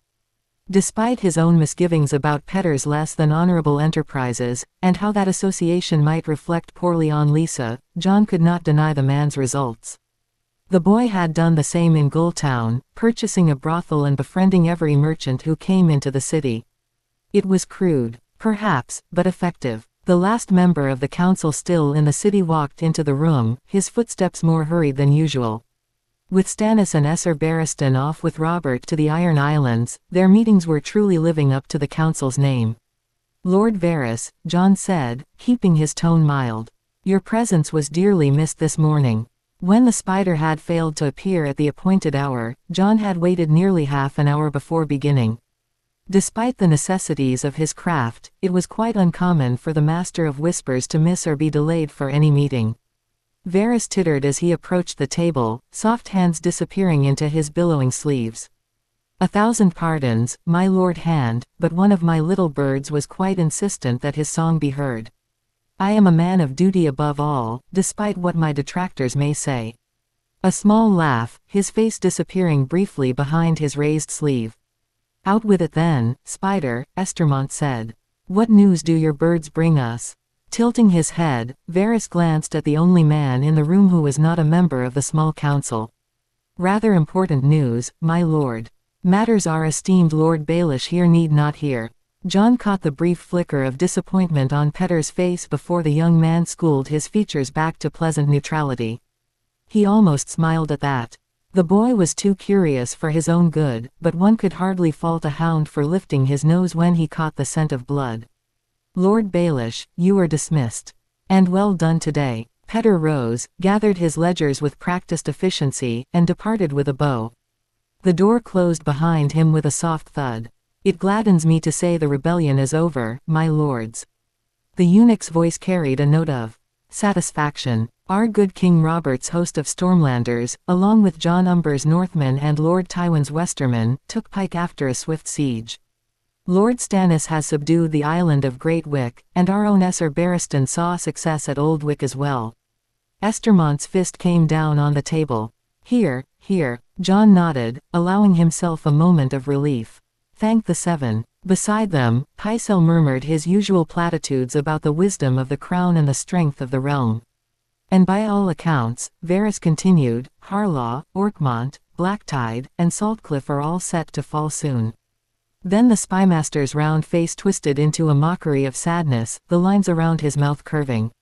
I am afraid, however, that the king saw fit to bring a more permanent change to Pike. Jon's eyes narrowed. Something in that phrasing set his teeth on edge. Speak plainly, Lord Varys. Varys's powdered cheeks colored slightly, a trick Jon was quite certain the man could conjure on command. Of course, my lord hand. I am saddened to report that, despite your own sage counsel, Balon Greyjoy is lord of the Iron Islands no longer. A puce. King Robert took his head, even after Balon's excuse that he had never sworn any vows to House Baratheon. He attainted his line and stripped the lordship from his only surviving son as well. Jon let out a slow breath. Oh, Robert, it seems Lord Tywin's counsel, and the Greatjons, was not quite so forgiving, Varys finished. Bah, Estermont waved a dismissive hand. No less than what that bastard deserved. You were too soft in suggesting he keep his seat, my lord. There's only one way to deal with these ironborn bastards, and soft's not one of them. Leaning back in his chair, the older man crossed his arms. Which one of Quellen's? Spawn will take the seat, then. Varys tittered again. Balon's younger brother, Euron Greyjoy. Closing his eyes, Jon pressed his fingers to the bridge of his nose. His advice to Robert, of letting Balon Greyjoy keep his seat despite the rebellion, had not come from any sense of mercy for the man. Quite simply, Jon had done his duty. He had made inquiries into who was most likely to rule as regent if Balon were killed and what sort of men these potential regents were. And what he had found was that keeping Balon Greyjoy alive was not such a terrible alternative after all. For all his foolishness in raising his banners, he was a known quantity. A man who had tried and failed and would likely spend the rest of his days nursing that failure quietly. From everything he had heard, Euron Greyjoy was something else entirely. He would be 10 times the headache his older brother had ever been. And Robert had only gone and made the man lord of the Iron Islands instead of simply the ruling regent for young Theon Greyjoy. Before he could begin to explain any of this to the others, the door opened again. Not with a groan this time but with a bang, the wood striking stone hard with enough force to make Pycelle jump. Jon shot out of his seat. What is the meaning of this? A knight stood in the doorway, chest heaving as he struggled to catch his breath.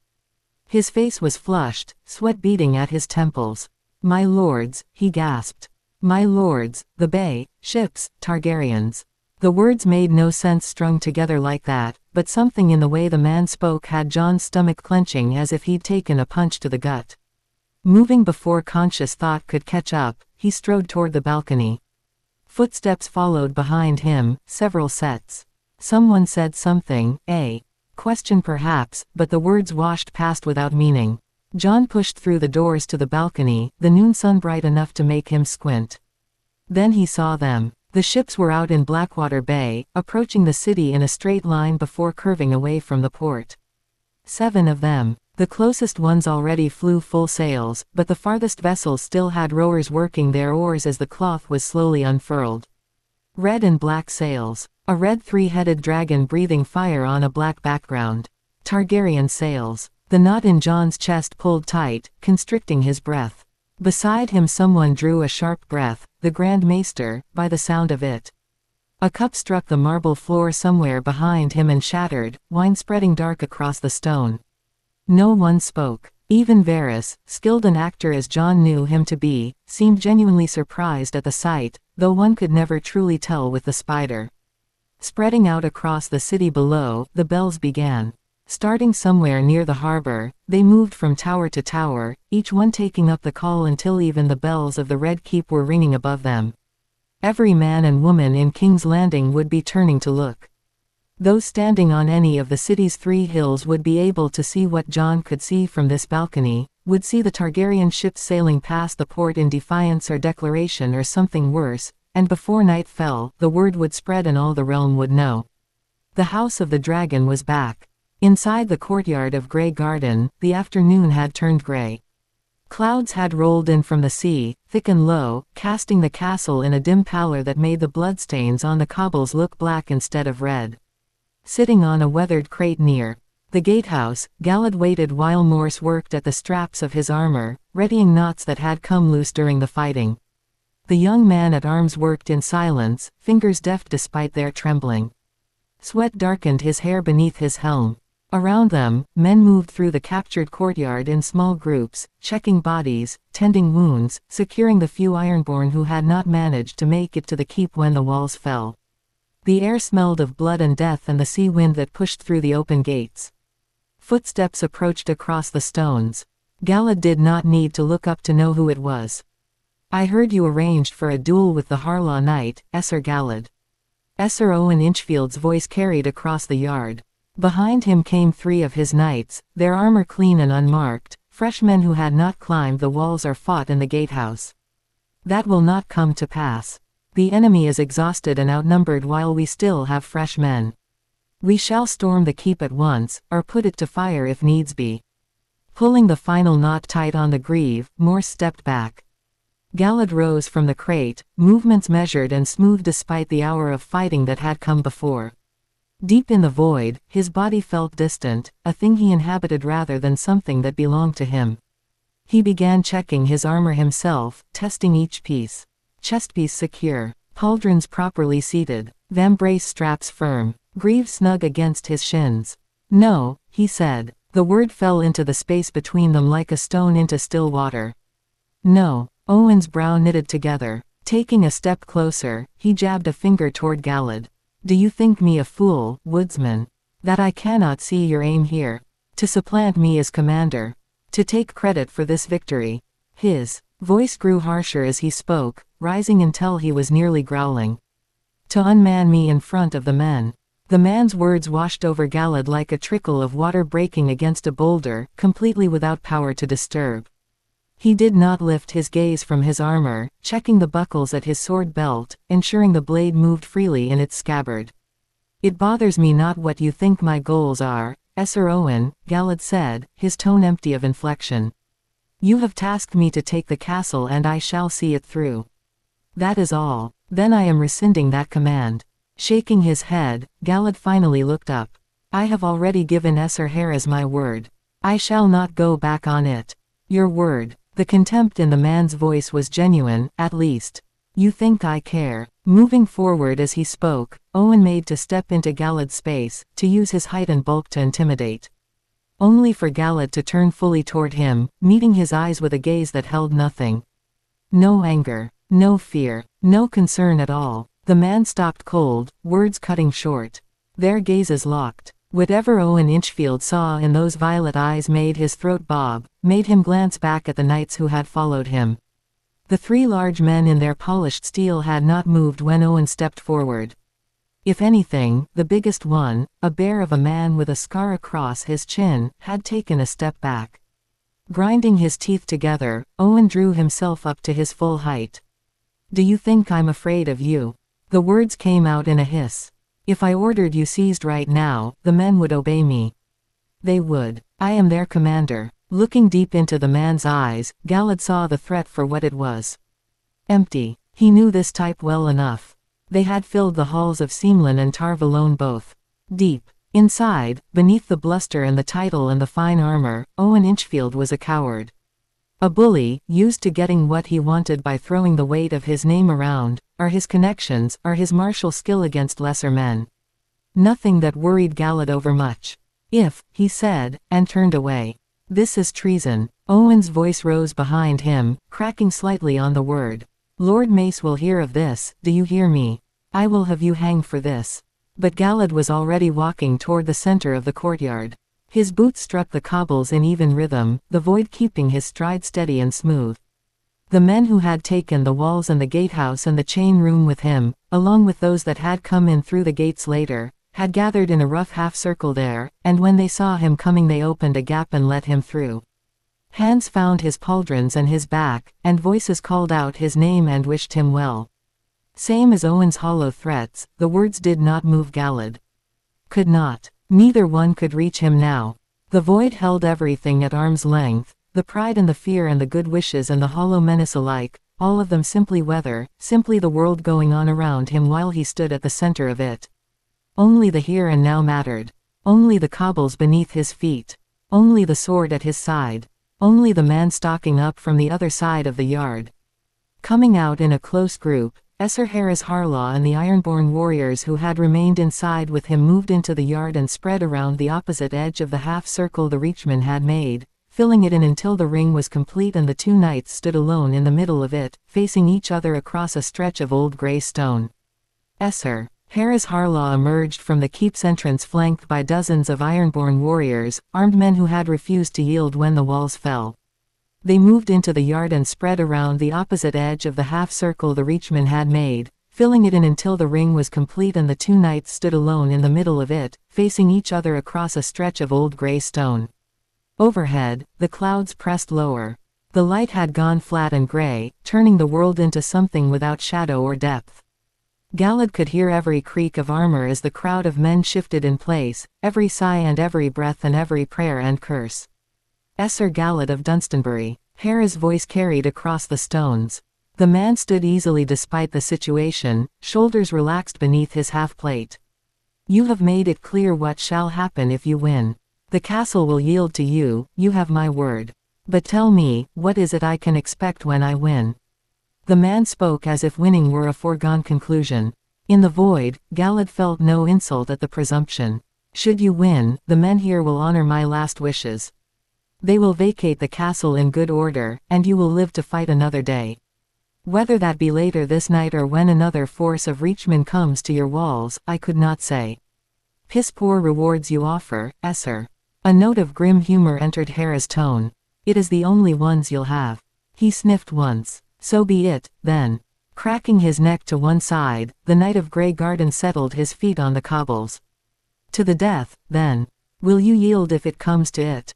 Galad asked. A smirk appeared on the knight's face beneath his half-helm, visible through the open visor.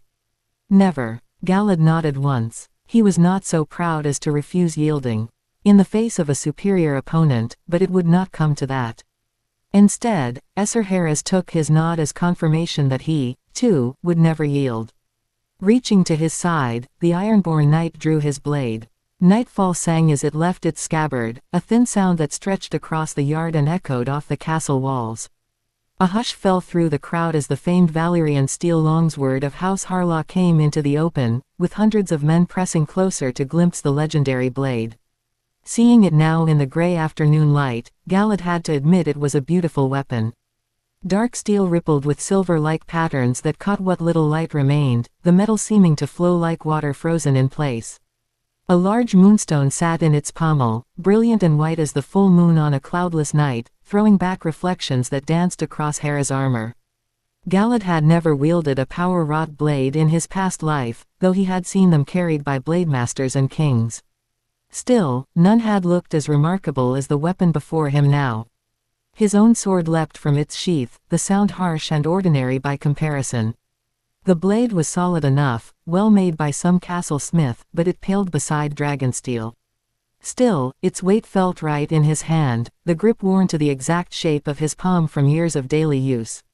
He had brought a shield to the duel, had it strapped to his left arm, but seeing Esarhaera's approach without one, he let his own fall from his grip and heard it ring against the cobbles.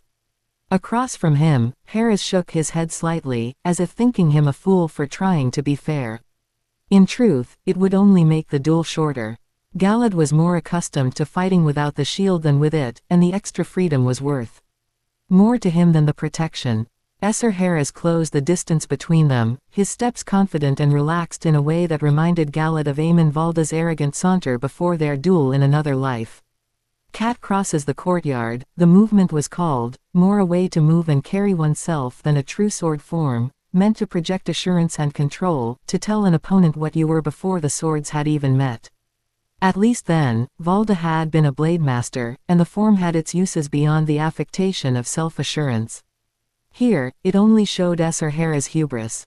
And, as with many men before him, hubris would precede his downfall. Harris closed the last 2 steps at a dash, without warning, and nightfall flashed up and across in a precise diagonal arc aimed at the thin gap between pauldron and chestpiece.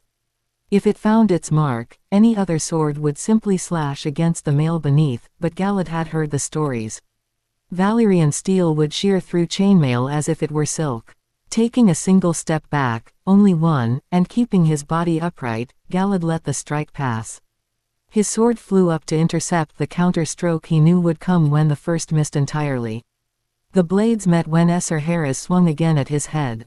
Dragon-wrought metal rasped against castle-forged steel, and the sound was like iron carving through wood, harsh and wrong and unlike anything he had ever heard in battle. 3 more passes followed as Esarhaera's pressed the attack.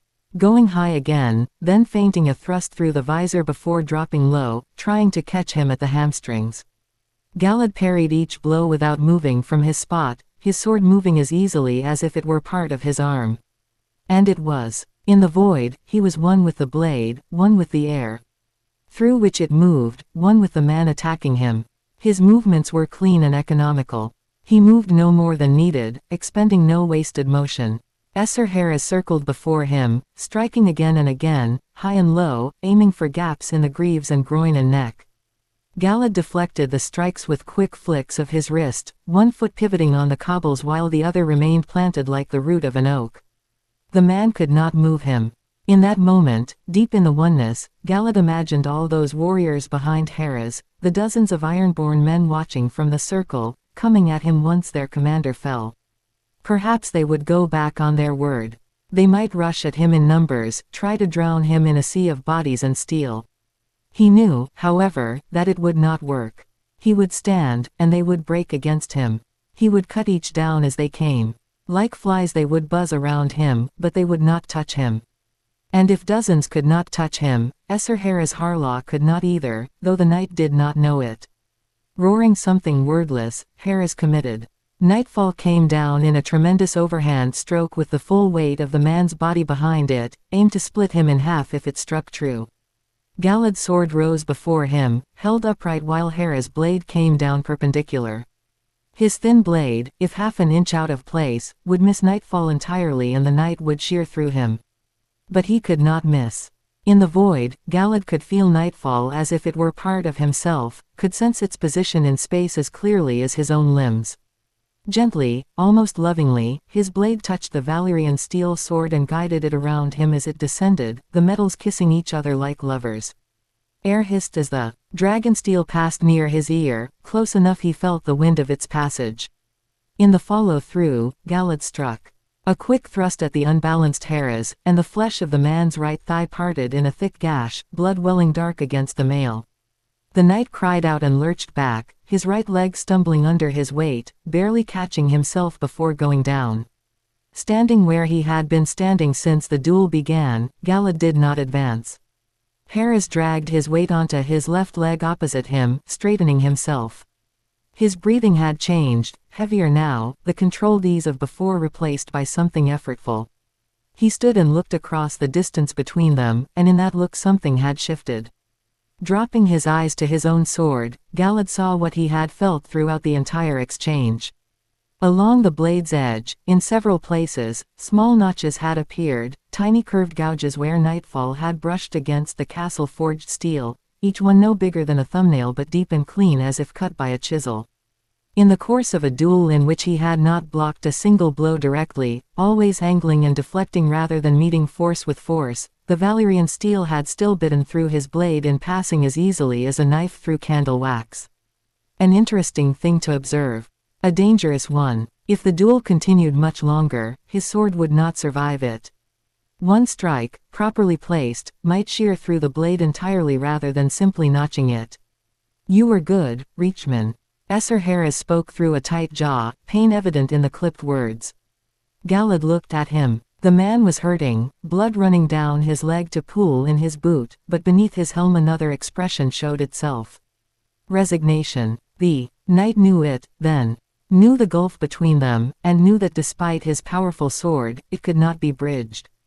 "You will not yield, Esser." Galad tried once more. Esser Harris let out a short, brittle sound that might have been a laugh. "I am a Harlaw," he said, as though this required no further elaboration. A pause, and then his voice dropped slightly, losing some of its formality. "I ask only that you honor your word as a knight." Another pause, and the man glanced down at Nightfall, its dark steel gleaming. "And the blade? It is my uncle's. I beg that you see it return to him."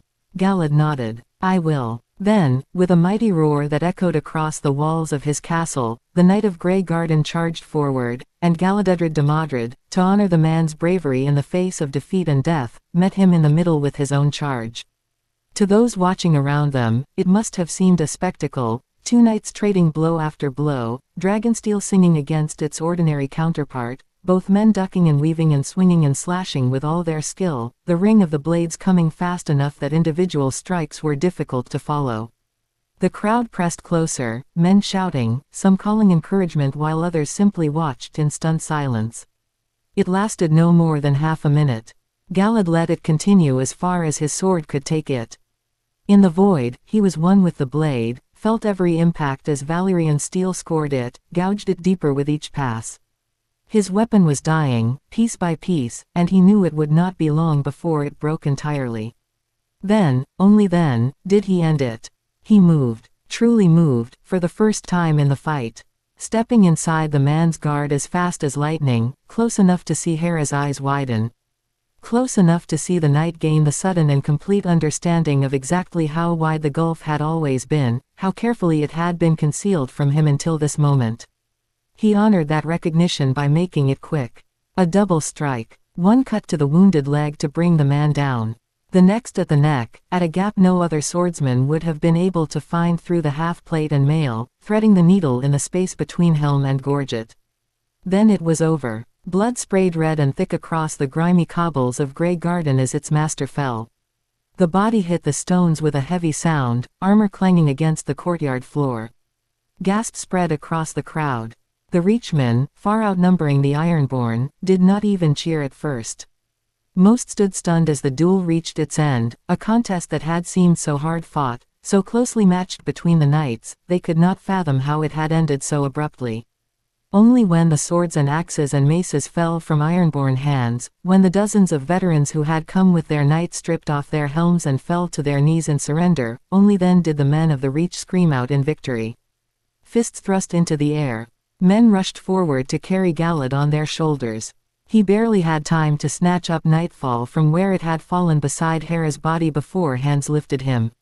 Morse took one of his legs on his shoulder, while a man at arms he did not know positioned himself beneath the other.